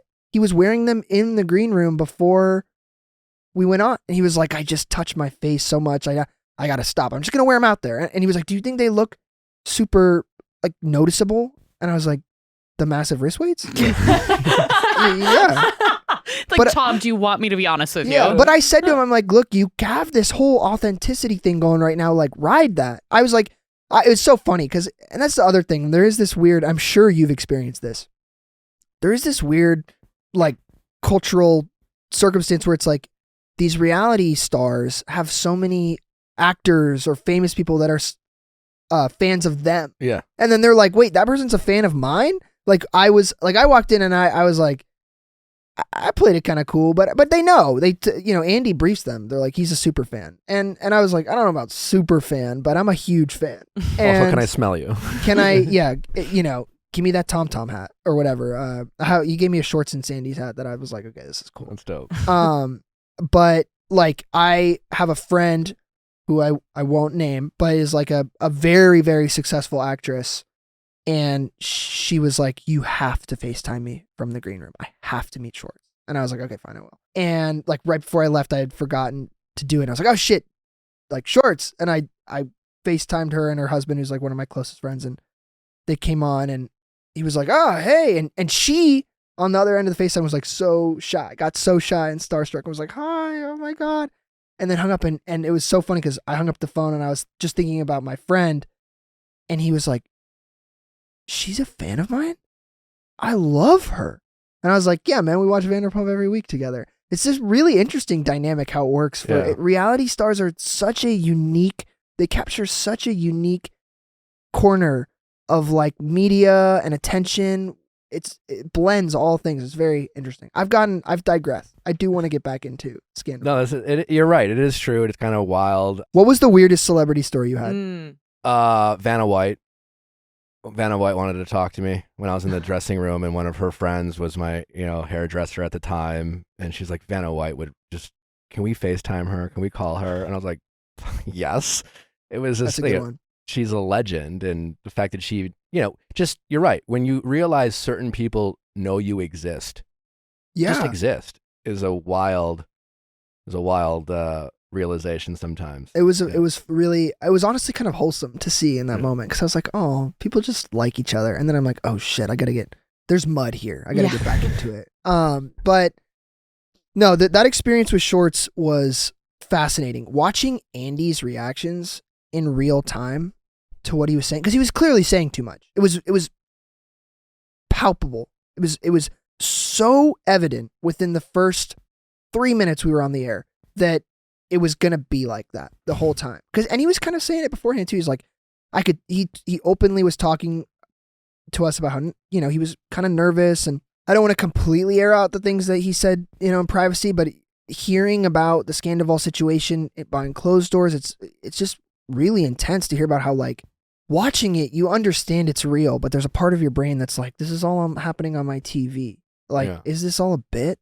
And then when you hear about like real world emotions and stakes and like that guy's a human and there's human impact that this blowback is having, it contextualizes it in a way that's very interesting, where you're kind of like, oh, shit, that's crazy. Do you think, having been able to talk with Schwartz behind closed doors, do you think he gets it? Do you think he gets, because when Sandoval went on Howie Long's podcast, Howie Mandel's podcast, and we're going to get a chance to talk with Howie next week. Yeah, Howie's just like, I don't get it. And then Tom was like, I don't get it either. And it was like, what don't you get? And it's just, and that's the disconnect. Like, even Schwartz gets it. I do think he gets it. I don't want to give him the full pass in the sense of like, honestly, if he gets it, it's worse because he was around it the whole time. So I want to say he doesn't get it. But maybe at least get it now. I think he gets it now. And I do think he gets it now. I think, look, again, it boils down. There's recurring themes in this show. I like it. We bring it. It's circular here. But it comes back to what you were saying of like, at the end of the day, these people win on a show because they knew that there were cameras there. And there's nothing wrong with that. And I think innately it has stuck with them that like drama kind of makes the world go round on Vanderpump. That's how it goes. Yeah. And so I do think that Schwartz gets it now, but that there's a part of him probably that was comfortable being around the drama of it. Now, my sort of headline on this is, having met Schwartz and spent time with him, I think it's totally unfair to put him in the Sandoval camp on the level of contempt we're seeing. I agree. I haven't met either of them, but even from afar watching the show, again, I do. I think there's hope for Schwartz. I think he has some growing up to do.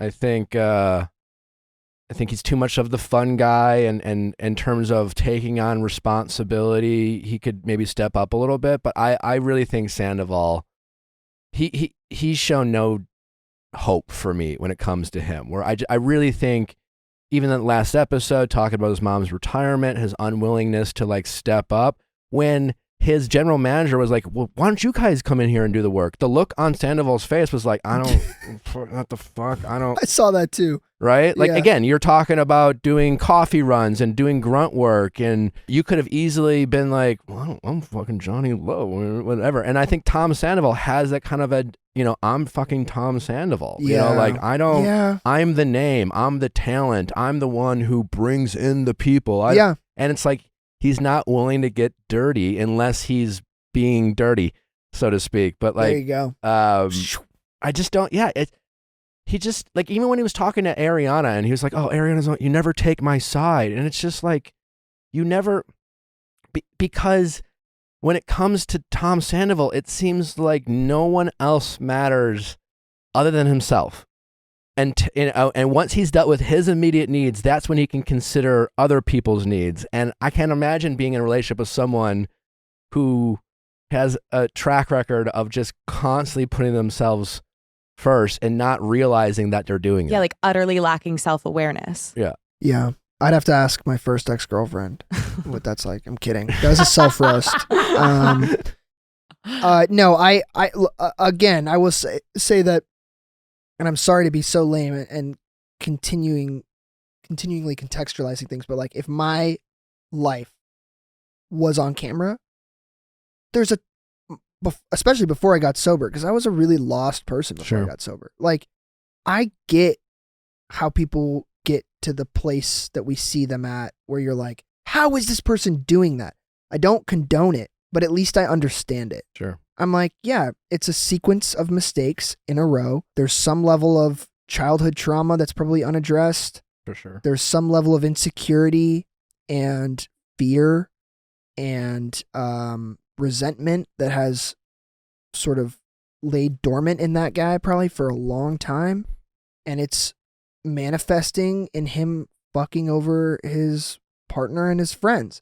But like, I can at least comprehend how a human gets there, and that gives me some level of like empathy a little bit. Yeah, a bit. Now, mind you, again, I'm not condoning it, and especially his circumstance is so egregious, so egregious. If you, let's say hypothetical, you go into a general meeting, you walk into an elevator, in comes Tom Sandoval, it's you and him, you go up, elevator gets stuck, and you're in an elevator with Tom Sandoval for 15 minutes.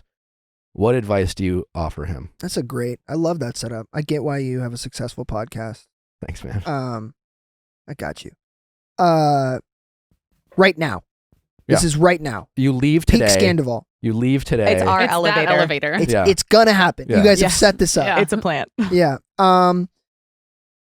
I would tell him to remember that hatred and love are very close to each other on the emotional spectrum. And that people right now in the world, quote unquote, are hating him because they had expectations of him and wanted him to be this person they could idolize. And so I would say what that means, optimistically, is that with the right type of self-work and image restoration, you can be loved again. And more importantly, the people you care about will love you again. It's not about the people on Instagram and Twitter. It's about his close friends who are equally as pissed at him, from what I understand. And that's what you have to repair. And you also have to, he probably hates himself right now. It's my guess. Whether he wants to admit it or can coherently and consciously think it, you got to learn to love yourself again and let these people back into your life. So I would just basically tell him, all of this contempt you're experiencing is only because people at one point loved you so much. So just know that you are worthy of that. And use it to be the person people want you to be. So Yeah. That's good. Because you can't just be like, bro, like, ditch Raquel, probably get sober, and quit the fucking band, figure your life out, and just keep your head down for 2 years. Because you're not fixing the emotional, spiritual part of it, which just means you'll screw up again at some point. It's like the disease versus the symptoms. Yes. Yeah. That's why, I mean, that's one question I wish he would be asked is, why do you think you cheated? And you can include Ariana in that answer. You know, it's like, where did that come from inside? Yeah. Why did you decide in that moment to handle it this way rather than handle it a different way? And by the way, this is kind of, I want to pose a question to you guys, because I've had this conversation before with like female friends of mine or guy friends of mine. It's like, I like posing, you know, and I don't want to lead you to an answer because I have a take. So it's, what would be worse for you to find out from your partner, that they had sex with someone else or that they were having an emotional affair with someone else? That is a great question, Johnny. And I'm dying to get into it because actually we love this question. We talk a lot about cheating on this show, and then I have a couple questions for you. But now it's time for Don't Sweat the Wedding. Sweating the wedding. Sweating the wedding, or whatever. It's time for... I don't even know my own segments. Don't sweat the nuptials, our new segment. It's time for Sweating the Wedding. Johnny, you down to help give some wedding advice to our callers? And then we'll get into your great hypothetical question. I'm so down. How's it going? I'm doing good. What's your name? My name's Quinn. I'm 25, and I'm trying to decide if I should invite my family to my vow renewal in Vegas, and my family is in a religious cult. Okay. All right. Well, tell us about this cult. So it's pretty mainstream. I'm not going to name it because I still have a lot of family that's in it, and I know that it's really important to them. Okay. But it's a very extreme Christian denomination. And my husband and I got married when we were still in this religion. Okay. And so we got married under their religious practices, which included a closed door wedding ceremony. None of my friends were there. Most of my family wasn't there. And it wasn't the fun party that I always dreamed of. There were also a lot of weird religious rituals that were thrown on me that I wasn't expecting. And so that was 3.5 years ago. Now we are still happily married, and we've left that church, and we want a new ceremony that like really shows who we are as people now, because that one doesn't reflect us anymore. So we're planning one in Vegas for our 5-year anniversary, but I don't know if I should invite my family. Interesting. And like, I'm assuming you call it a cult now, but at the time you didn't refer it to as one, right? I'm assuming the people Right. Practicing just see it as normal. Mm-hmm. Interesting. Well, what's your gut tell you? Like, let's look, pros to invite them, pros to leaving them out. What are, I'm assuming you've run through some of those thoughts already in your head. What are they? I want them there, but I want them there in an ideal scenario where they can be supportive and happy for me. One of the things I've thought a lot about is the fact that now that we've left, that ceremony means a lot more to them than it does to us. And so I don't want to ruin that for them because it happened. So it might as well be a really special and amazing memory for someone. So I don't want to risk tampering with that or offending them. And I don't expect them to celebrate essentially leaving this religion with me, which is kind of what the vow renewal is also a celebration of. Yeah. But I want my dad never walked me down the aisle, and I would love to have that experience. Have you spoken to them about or introduced the notion of doing something that wasn't necessarily fully aligned with your previous affiliation with that religion or cults? Like, do they seem very against the idea, or are they moderately open to it? They're pretty tight-lipped. So I don't know what they're saying when I'm not around. They're kind of easy enough to talk to in person, but I think that this might be a bridge too far for them. How did they handle you leaving the church? Not very well.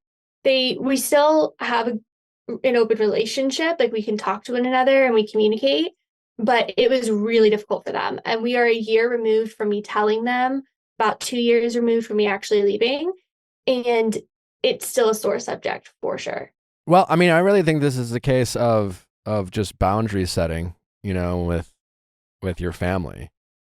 So I guess the question is, like, ideally, here's what I would do, and I'm curious what you think, how they would react. But the obvious, the thing that comes to me quickly is just reaching out to them on, whether it's a phone call, maybe a letter might be better. I don't know, to get your thoughts out and just explain why you're doing what you're doing. And I think you should be as transparent as you feel is appropriate. And you say, hey, listen, you're still my family. I love you. I know that we've made some decisions that you don't necessarily love, but I hope that you still love us and respect us. But ultimately, here's why I'd want you here. I'd love for you to walk me down the aisle. I'd love for you to be there just to support us, even though you don't necessarily agree with why. And if you guys could do that and respect our choices, we would love to have you there. But I think you set some clear boundaries of what your expectations are, and I think you have to be pretty clear on things you expect them not to do, as it relates to making this, this is not a time for you to try to bring us back in. We want people around us who may not necessarily agree with it, but are there to still celebrate our love. And if you can communicate that and they're willing to do that, then I think you can be open to it. But I think you should prioritize you and your husband and the vows that you want to renew here. And I think, to me, that would be paramount. And if you think there's a chance that they could take away from that, and this could just be like wedding number 1, 2.0, so to speak, then I think maybe you don't have them there. Yeah, I also think too that I've been wondering if it's even fair to invite them, because we're not going to have the same guest list that we did the first time. It's going to be much smaller. We're prioritizing friends and people who couldn't celebrate with us the first time. And so beyond walking me down the aisle, I don't know what else they would really want to participate in, because there's going to be some drinking, there's going to be activities they don't support. And so I don't even know if it's fair to put them in a situation where they have to suffer through that. Will they really suffer? They will say that they are, yes. Yeah. I agree with your advice. I think, as somebody who is a huge fan of boundaries and boundary work, I think it's healthy for anybody to start to open their mind to this notion that you are entitled to have the wedding that you want and the things you want, as long as it's not at the expense of hurting someone else. And you're not hurting them by doing. By the way, you gave them the wedding that they wanted, it sounds like. So I think transparency is your friend right now. Being, because the one thing I think that the key to all of this, I imagine, is having enough communication that you can then walk down that aisle with or without them and feel content either way. You can go, well, I voiced my take and invited them and they couldn't accept my version of an invitation, and so I get to carry on without them, or maybe they do accept it. But I think, having that conversation or the boundary oriented conversation with them is a good idea, because you don't want to just probably not address it. Yeah. Here's why I think, to add to that, why I'm in favor of it, at least you giving them the opportunity. Because I think you're right. I think it's probably best that they don't come, right? I think your gut's probably right here.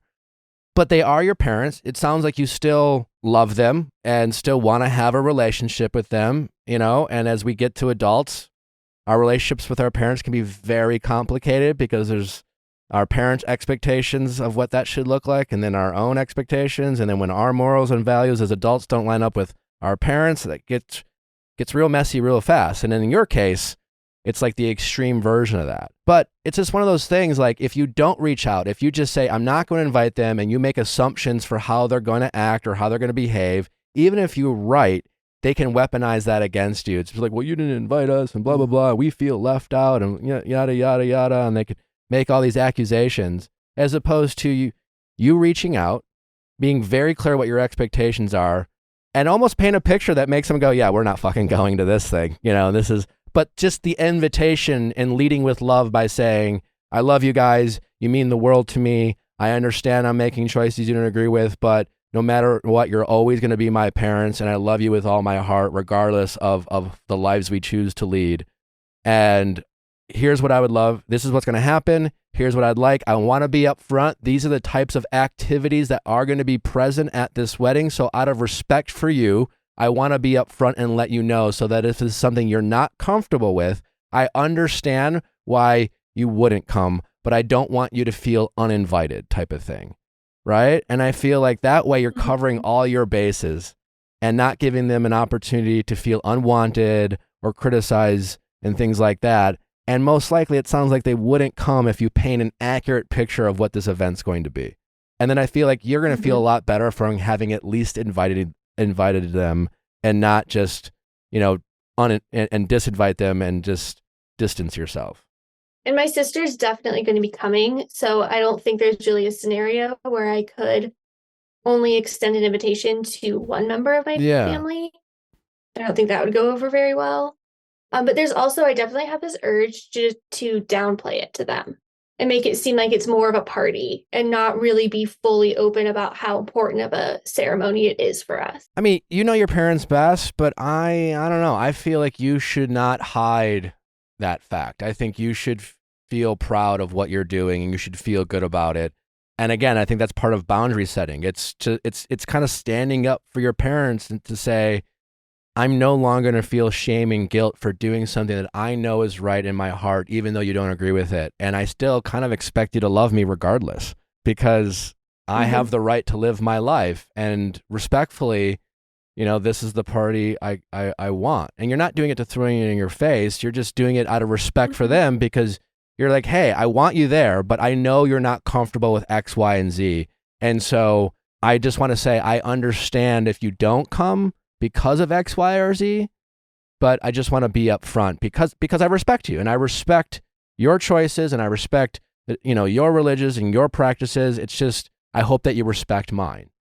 And that's kind of what you're setting a new expectation with your parents of, I have the right to state my expectations, set my boundaries, and respect yours, even though I agree. And we can agree to disagree, but we still respect each other, even if it's from afar. Right now, I don't really have any sort of emotional reaction to whether or not my parents come. But there is also part of me that's worried that the day of, I do all of this, I set the boundaries, I explain to them what's going on, but then I'm there and I'm sad because I don't have my family with me, and I don't want to replace one subpar memory with another. Like, I want this to be done right. And so I'm just trying to figure out what right really is. I think so much of it is probably like the perspective and the way that you set expectations for yourself. And I think like trusting future you to, like, if you do feel a moment, like maybe you're about to walk down the aisle and you feel like a little pang because your dad's not there, like trusting her to be able to like navigate that and move through it and, maybe feel sad for a small amount of time, but then continue to have a really good time and be present. Or alternatively, like, because you have some areas where you've identified ahead of time that could be tender, like having a friend who you really love walk you down the aisle and like using it as an opportunity to like kind of think about the traditions where you might feel the absence of your family and think about ways to reinvent those traditions to embody where you are at now, because you are someone who's been so capable of acknowledging and practicing discernment with like you're the way you were brought up and values and kind of all of those kind of pre-autofill settings and deciding which ones like serve you. And so continuing to do that. Just remember why you and your husband are doing this. That's the focus. Whatever your reason that you two sat down and said, we want to renew our vows and this is why, that should take priority over everything. Because otherwise, what's the point? Just don't have the party. But I think all your decisions that you decide, does this elevate the day that we want to have and the reasons for us having it, or does it take away from it? And I think that's how you should go about your kind of decision tree. You should ask yourself that question with every choice that you have. Is this going to elevate how we are? Is this going to put me in the right state of mind or the wrong state of mind? And that's what you should prioritize. And you should not prioritize everyone's feelings. It's your day. It's your and your husband's day. And as long as, you're not doing things out of spite, you're not doing it for revenge or to say, fuck off. You're just, you're clearly considering everyone's feelings. I think right now you just need to consider your and your husband's feelings and this day, and everything else will fall into place. One of the things we've talked about a lot is the fact that, like, even though we aren't in that church anymore and we would have done things differently if we could go back, it's still what brought us together. Yeah. And so we want to find a way to like kind of honor that ceremony in our renewal without, while still recognizing that we are kind of getting married to who we are now again, instead of who we were 5 years ago. Yeah, and I think that's great. Yeah. Do you have someone officiating? Because that strikes me as like an area where if you have a close friend who can really like tell your story in a way that like acknowledges all of the like history and all of the ways that it is so meaningful and like informs this moment, like that could be a great way to feel like it's kind of in the room with you. Or, and this might be a horrific idea, I don't know your parents, but like, I don't know if you said, I would love for you to write a letter about like advice you have for like marriage and like 5 years in, like what advice do you have knowing what I know now about marriage and wanting this future and wanting what you guys have and kind of speaking to complimenting them and their relationship and saying like, it would mean the world to me. I don't think this ceremony aligns with your values, but if you could write a letter for me to read the day of, like that would mean the world to me. So like approach it with an invitation first rather than just like a hesitation and try to like involve them in the process. Yeah, but you shouldn't run away from being upfront with them about what this entails. And I know that's like, I think when it comes to our parents, we're very afraid of disappointing them, even as it's like this, they have this weird power dynamic over you. But I think this will go a long way of your parents continue to understand that if they want you in their life, they're going to have to respect your choices, even if they don't agree with your choices. And that's part of life, like we have to love people for, especially our siblings, our parents, our children, like they're not going to become clones of us, and we still have to respect them and love them for who they are. And sometimes parents need to have kids enforce those boundaries to say, no, like you can't make me feel shame. You can't make me feel guilt. I'm happy with who I am. I want you in my life and I need you to respect it. And if you can, then we can still love each other. It's going to be a hard conversation because we haven't really talked about the church in a year. And so just talking about it is going to open the floodgates a little bit, I think. Yeah. But I think you're right. Might be healthy in the long run. Yeah, probably. Yeah, it's a lot. But I think you'll be glad you did. And, I would talk with your husband about it. I'm sure you guys are there. He's probably going through a similar thing, lean on each other with this type of stuff. But it's a challenge. But protect the day that you're trying to have, because otherwise, what's the point? I have a hard time putting my feelings before my family's, but I think this is just a time when I have to. Because if you're not taking care of yourself, you can't take care of them. All right. Anything you want to add, Johnny? No, I think you said it when you said you have a hard time prioritizing your feelings over your families. I think a lot of people can relate to that.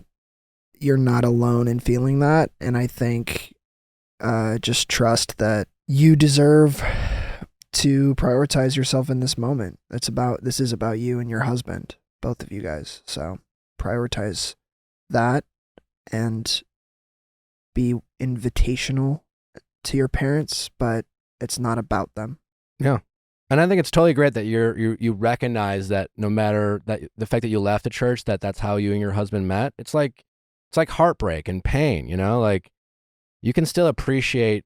I very much appreciate so much of the things that didn't go the way I hoped and the disappointment I've experienced in my life, because it truly has brought me to where I'm at. And so you can still show a lot of appreciation for where you came from, even though you still don't want a part of your current life.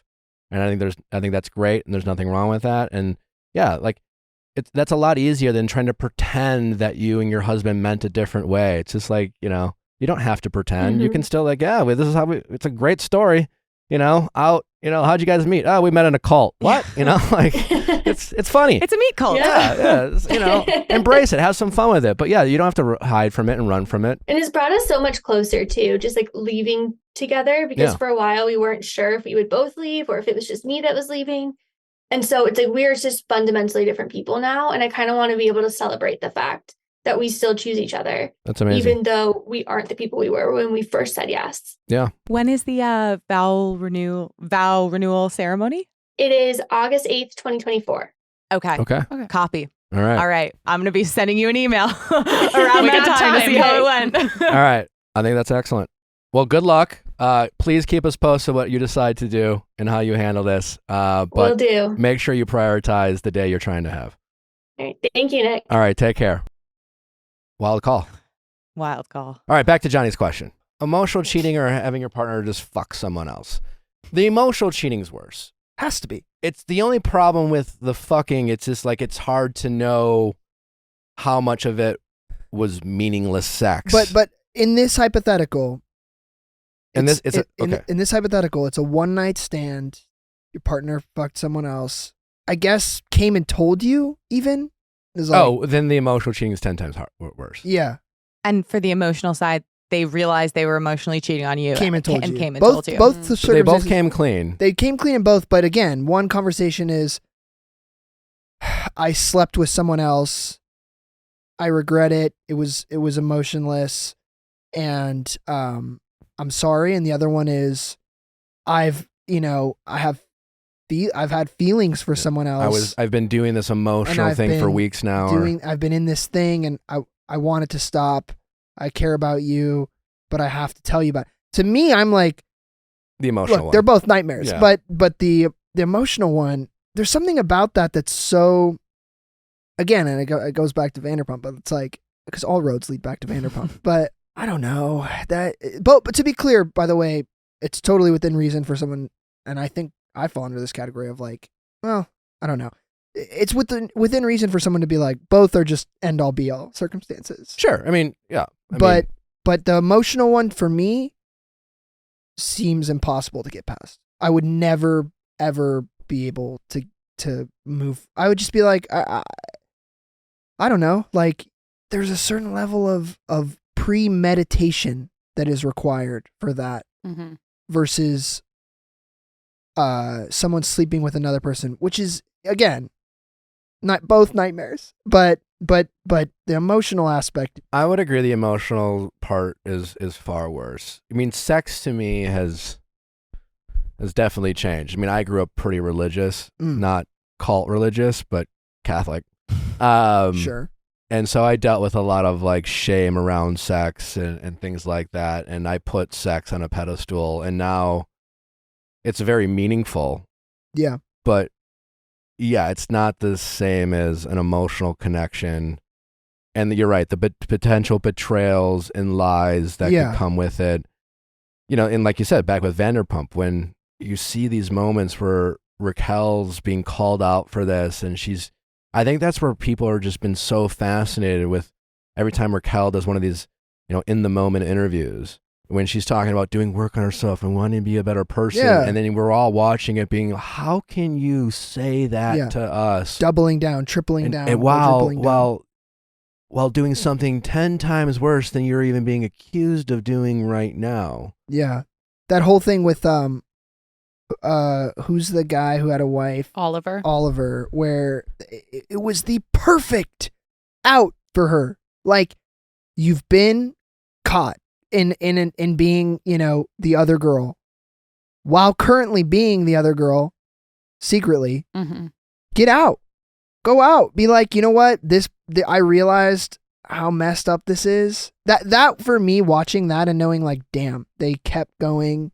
Yeah, like, why wasn't that a catalyst for change? How did that not? She sat outside that restaurant with Lala and was like, I know what it's like to feel like a mistress now, and to be, also a great line she has that I had to rewind to make sure I heard it correctly, was when she's like, I didn't realize like men were capable of deceiving. It's obviously, this isn't it verbatim, but it was like, I didn't realize men are capable of deceiving women like this. And I'm like, what? Ma'am. Whatever. Where were you raised? Have you never experienced a man? Like, I have such little faith in art and men, and or just people. People, but hold on, because yes, women can do out of pocket stuff too, for sure. I'm not trying to let them off the hook completely, but like, growing up around LA and being a youngish man myself and having to do the amount of self-work on myself that I've done, I understand how low the bar is. I'm wildly grateful for how low the bar is in some cases, because I'm like, I'll go on like I'll meet a girl or whatever, like in the past, and you're it's doing like bare minimum shit. And it's like, pull the chair out for them and they're like, oh my God. Yeah, or open the car door. Yeah, or say thank you to a waiter or whatever it is. Like, be decent to another human being, or like don't, someone bails and you're not like, fuck you, whatever it is. And I'm just like, people do this. So anyways, the notion that she was like, I finally realized that was some serious yeah, it's wild because I disconnect. I get how people can compartmentalize certain things, especially if they've experienced trauma in their life, and they can, for sure. But you're right, like it's Raquel's willingness to like talks, like how is she not connecting the dots between what she's doing? Well, she says an interesting thing too in her and like whatever they call it, the talking head thing, where she said this thing, I forget when she said it, where she's like, I have a hard time, I want everyone to like me, or she vaguely got introspective or briefly got introspective for a moment and said like, I struggle with, people's whatever it is, my relationships and wanting people to like me and doing what. And it was just, again, it goes back to this thing where I'm like, you're so close. Like, just bail on this thing. I know. It's so messed up. I don't know. I'm so fascinated at how many outs she had. Also, the Oliver of it all. Speaking of like people's willingness just to go on TV, crazy to get famous. It's my understanding that did Oliver just like agree? It's like his only role on the show is to be the guy who kind of is cheating on his wife, all while making out with Raquel. I'm glad you said this. Why did he come on? I've been thinking about that like, ever since. What's his role? Okay, I share the same sentiment. I DM'd him. I'm like, come on the show and please explain yourself. Yeah, get him on here. Yeah, no, I watched that, and again, I don't understand. Like, I've been invited on to like, I've had various invites to do various things, and like, again, I get it for the people that do it, but for me, I'm just like one of those people that I'm like, I know how this goes. I have friends that have been on these shows, and I know people that have worked on these shows, and the notion that a producer calls him, and it's not like he's foreign to reality TV. No, Garcelle's sitting right there. That's what I'm saying, where I'm like, you know what it is. You know the process. And they're like, you're going to come in, because this other thing is, it's not scripted, it's not set up, but they know staged. They know it's staged. They know what their role is. And it's like, you're going to be like I think they probably sold him on this notion of you're the hot guy for an episode, and girls are going to fight over you. And I like how he attempted to defend himself too at that. First of all, the fact that she went there and she was like, I'm going to go talk to him after speaking to, it's so clear he's married, right? Like, he's definitely married. Yeah. It must be. No, it sounds like he's very much married, separated, which is a gray area. Yeah. As a very generous gray area. It's a very big gray area, of which a lot of people, even listening to this show, have been victims of men claiming to be separated, but they're not that separated. And I'm planning on going to the Vanderpump one in Vegas. So if I see him, I will ask. I will get the answers. Yeah, but it's just more like, hey, you're just gonna, hey, are you cheating on your wife? Great. Do you want to come on our show and talk about it? What the fuck? It's bananas. And then, then I just don't get, where do you go from there? Like, okay, your time in the sun is over, and you're like, your friends are, because people want to know. They hear they're like, oh, you're on Vanderpump for 2 episodes in the midst of this huge scandal. So more people are watching, and you're like, yeah, check it out. I have a fun little cameo. Yeah. Like, what do you do? He's like, I have a 2-episode arc. Yeah.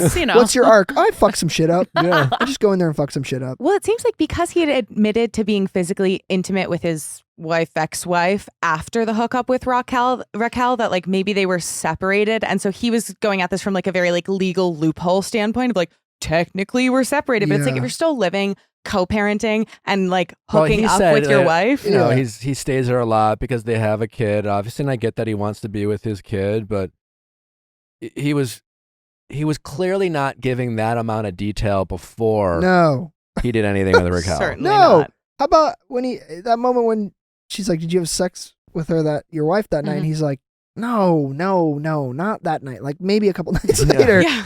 And you're like, morning. Oh, got it. Yeah, it's not like he's showing up to, whether it's with Raquel or anyone else, before he like makes out or hooks up with them. He's not saying, listen, I'm in this incredible messy marriage. you know, me and my wife were separated, but like we're still having sex, and I still spend a lot of nights there, and like it's just, we're still working on things, but also technically we're separated. So like, do you want to? Make out, he's not yeah. saying that. Mm-mm. You know, he's leading with, I'm separated from my wife. Separated, yeah. Like, I that was fascinating to me. but that's just, yeah, it's That's- whole, But that again, to go through that as Raquel and then not bail is mind blowing on Sandoval. And she even says, like, you're putting me in a really hard position here. Yeah, Lala gives her that speech where she's like, the guy always gets away scot free, and you will take the brunt of this. And she's like, I understand that now. and that is true. It's That is crazy. that is so true. Crazy. That like, yeah, women will scorn their friends. Yeah. They will, the blame almost exclusively goes to the Yeah. women, and guys, because I think it's because their guy friends are just kind of like, hey, whatever, man, you know, like, Yeah, I don't mean, know I what think it is, but they I- usually don't get held accountable. I guess this is probably a hopeful outlook, but I do think like in our current climate, like men hopefully are held more accountable. Like it seems like Sandoval's getting held fairly accountable. He's Yeah. getting raked through the coals Yeah. pretty hard. But it is just the I feel for everyone. I this is such a lame take, but I do feel bad for everybody involved in It's that. okay to have empathy. Okay, thank Yeah. you. Thank you. I know my therapist would say the same thing right now. I'd be like, am I people pleasing? Is this me protecting people? I think there's a different. I think people struggle with the idea of empathy and accountability. It's like you Yes. can have empathy and hold someone accountable.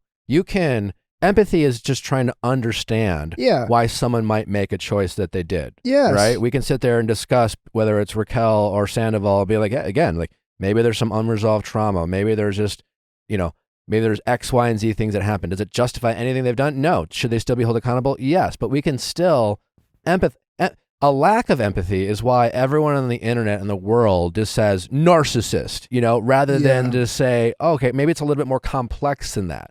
You know, maybe they are dealing with some narcissistic traits or selfishness, but like, are they a malignant narcissist? Fuck Yeah. if we know. There's a thin nuance to the difference in this, but it's that subtle difference of like the internet being like, wait, I've been doing it already, but we can cuss on this show, right? Yeah. Fuck shit. The internet balls, being like, being like, fuck you forever, versus like, fuck you, man, you fucked up. There's just that subtle difference of like total utmost condemnation, which I don't universally believe in. There are certain things where I'm like, that person, you don't come back from that.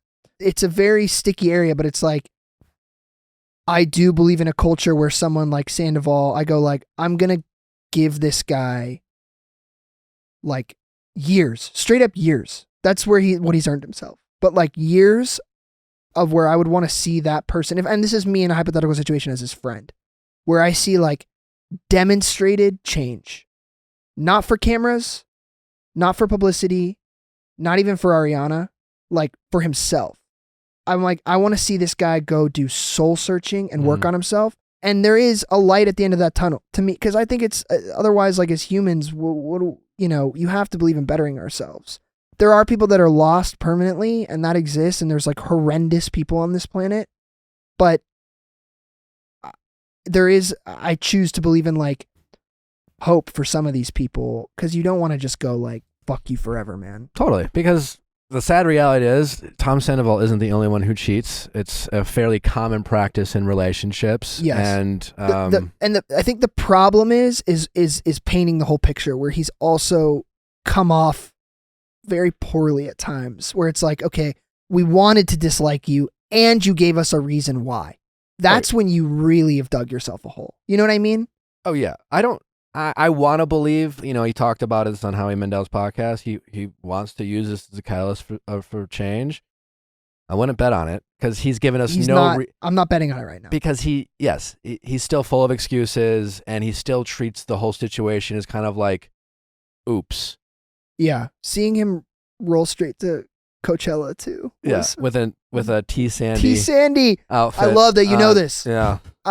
Yeah, that to me, which is funny because to most people they're like, whatever, he was just. I'm like, that to me was the biggest marker. Where I'm like, bro, he doesn't get your ass. As someone who has heavily employed the help of self-help experts, like, you have the money, You have the resources. Go check yourself in somewhere. It's for you, man. Coachella is the last place on earth you should go right now. It's like the opposite of an AA It's meeting. literally the opposite. Yeah. It's quite literally the opposite. When I'm healthy, I debate going to Coachella. I'm like, I don't know if I've earned this spiritually. To be at like rock bottom and be like, you know where I need to go right now? The Sahara tent. I need to be in VIP of the Sahara tent right now with my name on my shirt. That to me was a big red flag. It's the reddest of Yeah. flags. Wait, I want to ask you one thing. Yeah. I don't remember her name, but you had the blonde girl from Love Is Blind on here this week, right? What's her name? Micah. Yeah. Yeah. Was that crazy? It was No. good. It wasn't that crazy. She was, you could tell I haven't watched the full season. Yeah. I know what happens. You- I'm you pretty sure, could- but watching her I will say this. was interesting. It was very the opposite of Tom Sandoval. My impression was, and I'd love to, the ladies to chime in if they have a take, but she seemed hyper aware of the criticism she received. Mm. And she seemed humble and willing enough to like, she didn't make a lot of excuses. I mean, she was careful with her words. You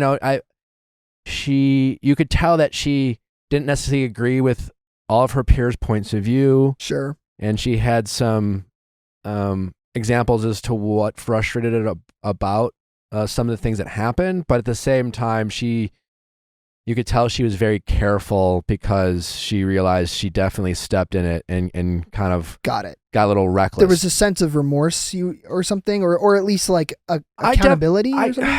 I sense some remorse for sure. It remains to be seen, like against with Irina and Micah. Listen, they gave the appropriate apologies. Sure. Do they mean it? I don't know. I don't Yeah. know these people. Time will only I was about tell to say, if that they follow through. That goes back to like actions. You got to let Yeah. actions speak louder than words. The words start, but then you got to back it up. Yeah, that's the thing. Are they smart enough to just recognize that they have to apologize because they really stepped in it and the only thing to do? I mean, like, not everyone does that.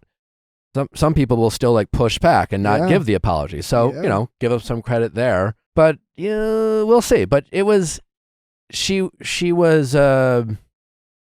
seemed like she definitely understood how it came across, how she looked. And she looked genuinely embarrassed for how people perceive her now. My takeaway watching it, and I haven't seen the whole season, but I've seen enough, which was like, I felt, again, the empathy thing came up, but like, there's one scene I was watching where they're like, she's in the pool and she's like, the guys, Kwame's talking to her. I'm bad with names. And I was like, damn, they seem, first of all, so drunk. Oh They yeah, were all- Everyone has alluded to that day being that like pool party was Yeah. rough. fucked I was up. like, damn, they seem so drunk. None of this should be on camera. And like, I don't know. It just was so sticky in this gross way where I was like, you know what it did? It actually graduated into this very rare area on reality TV where I don't enjoy watching it. Where I'm like, this feels gross. I don't want to be a part of this. Does that make sense? No, you felt almost uncomfortable. I did. Yeah. I did. But I like feeling uncomfortable sometimes watching it like, oh, like the tea, but that one in particular just felt like I was like, damn, this is not fun. What felt uncomfortable about it? Was it, Well, you I think felt like, there was personal stuff for me, like watching people be super drunk, make Okay. mistakes where I'm Sure. like, I don't know if this person struggles with addiction. I don't know if this person like is going to rethink their relationship to drugs and alcohol after this.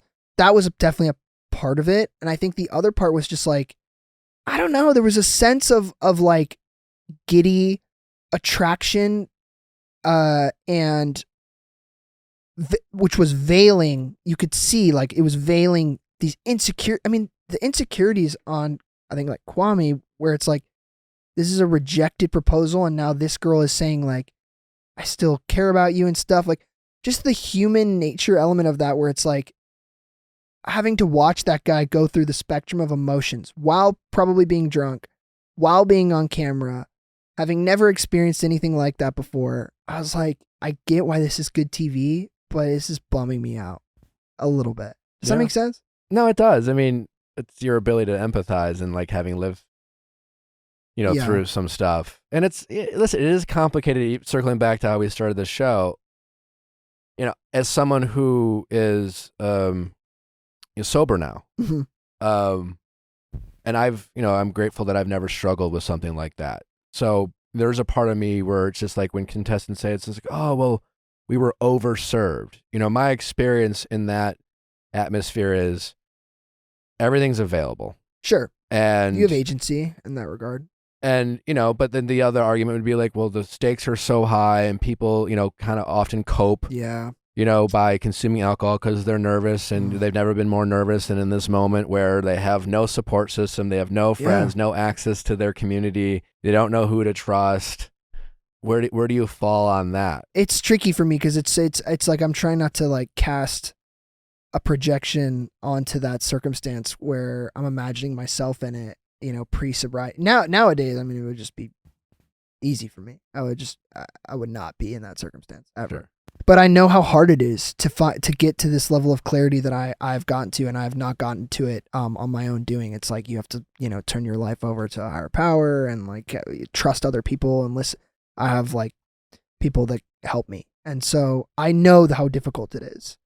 That being said, the first step in becoming a rational, healthy human being is self-awareness and responsibility for your actions. And so it's like when I hear someone be like, I was overserved, that's a very different statement than like, I was put in an environment that wasn't conducive for me and thus I made mistakes. Yeah. Does that make sense? Yeah, like, totally. Again, very slight difference. It's nuance, but it's like, I was overserved is putting the blame on someone else.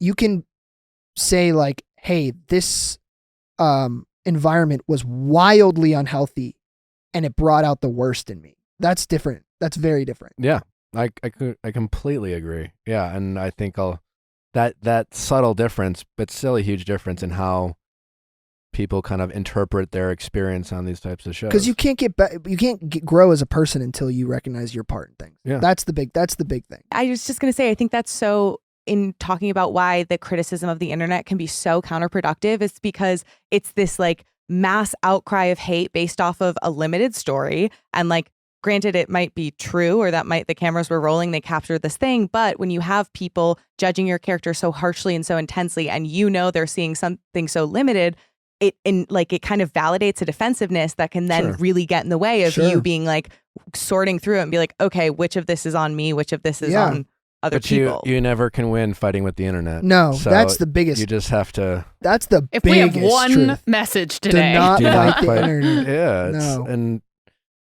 The internet Yeah. always wins. Wait, last question. I'm over time, but I'm having fun. I mean, I have more questions I could ask you too, but Okay, what's the craziest thing that's ever happened on this podcast? Do you mean like What's the- informationally, Or just like, do you have a energetically? moment you got? She has Thinking of something. Peter? Come What? on, drop it, was please. it Peter? it's just Peter coming in Peter like came 3 in- drinks in because Peter we from left him out there Vanderpump. in the lobby. Really? What was so crazy about He it? just like helped It was himself to the liquor cabinet and It came was in 10 in the and morning, he had 3. and he showed up early, and we had Girl Boss down as like our guest co-host, and he was kind of coming in for like just a quickie interview, and he came in hot. Yeah. Whoa.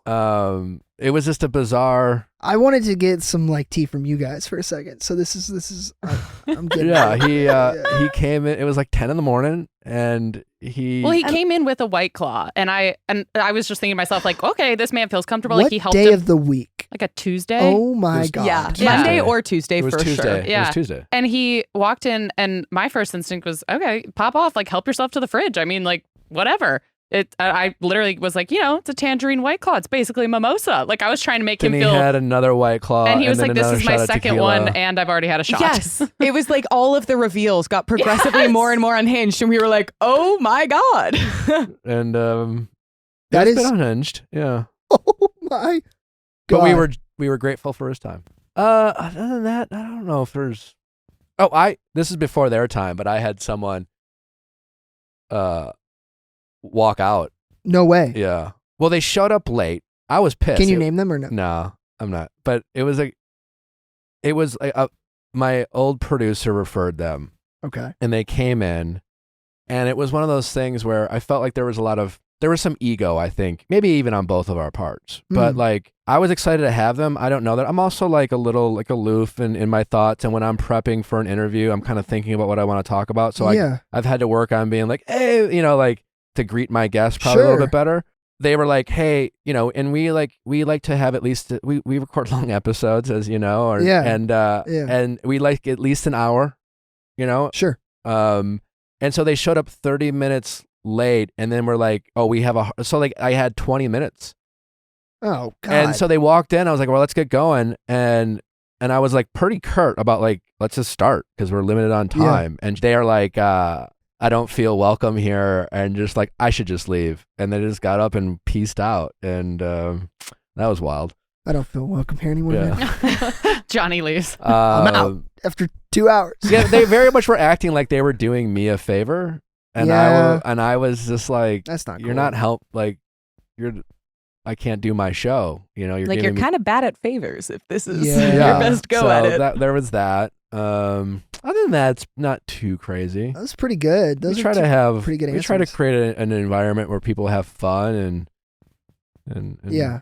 I'm trying to think about like what I could do that's like a fake moment right now where it's like, get out of here. We could fake it, and then we can use that as our trailer. Genius. So clickbaity. Yeah. Fuck this. Yeah, it's like dun dun dun. I'm like, I can't believe you'd ask me that. I have one more question for you before we let you go. This is a relationship and dating podcast as well as pop culture. We like to talk about all kinds of relationships, both traditional and untraditional. But right before you came in, we were looking up your dating history, and a recent article said you have a girlfriend, but you're in an open relationship. Incorrect. Oh. Okay, wanted to clear the air here. Yes. I'm not super public about I'm not super public about most aspects of my life that I don't want to be out there. Like, I talk about sobriety a lot. That's typically a very personal thing, but I do that on purpose because I know that for me as a young person, it was super helpful meeting other young people because I thought like, oh, my life as I know it is over, fun is over. So that's intentional. The relationship stuff I keep private because I haven't had a lot of privacy in my life, and that's not been by my own doing. And I think that's the side of being a quote unquote Nepo baby that people don't think about. And I'm not like asking or vying for sympathy in that regard, but no, but that is important. So the things that I can somewhat protect, I do. And so like people are always going to read into like, this person hasn't posted this on Instagram in a while, or like this person's like, and it's all, I'm happy for people to read tea leaves, but no, I'm not, nor have I ever been in an open relationship. Okay. I admire people that can do that. I think that would maybe break my brain. In our earlier conversation, I was like, there's just no way he is because of your response to that comment. Which comment? When you were asking us about the cheating. Oh yeah. No, I'm not. No. Not that open relationship is not cheating, but there's a level of being okay with your partner connecting with other people in different ways that other people don't have the bandwidth to do. Yes. Props to those people, but I am not one of them. Johnny, this has been a real pleasure. I've enjoyed talking with you so much. We could go on and on. You're welcome back anytime. I'm sure we will recap. Do you ever watch The Bachelor? I have before. I think I've seen episodes from your season. Okay. And then I had a friend who went on it, so I watched her season. She like almost... Who was the friend? Hannah Ann. Oh, you know Hannah Ann? Yeah. Love Hannah Ann. She's the sweetest. She's great. But that was crazy because I was just like one person, then it was the person. Peter was she had all the over shortest the place. engagement in Bachelor Nation history, I think. I think so. Yeah. But she's living her best life. She's living her now. best life. She's crushing it. But so I've seen fan. episodes. Well, if you ever get into watching a season, come back on and recap with us. I'll do it just to come back, bro. Great. Thirsty. No, I'm kidding.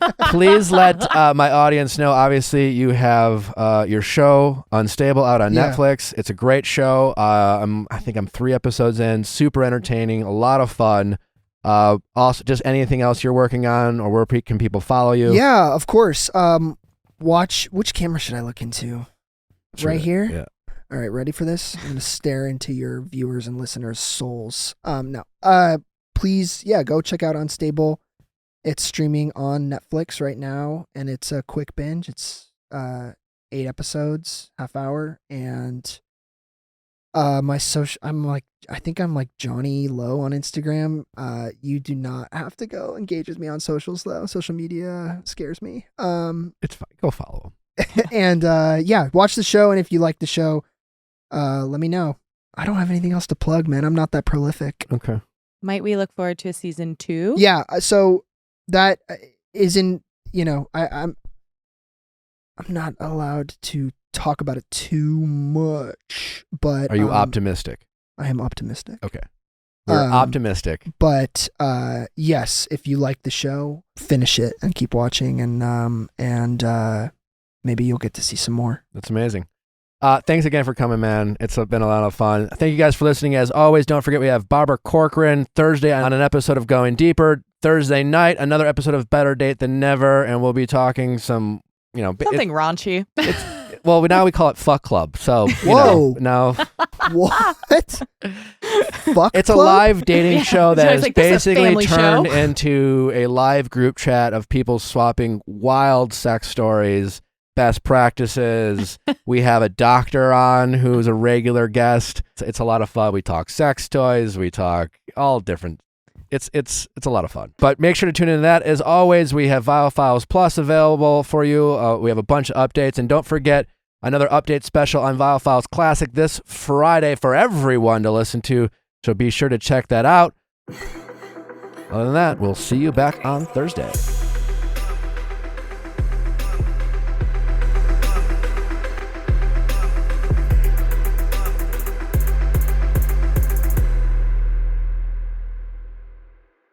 Hey guys, if you loved what you listened to, make sure you hit that subscribe button below. Thanks for listening. We'll see you next time.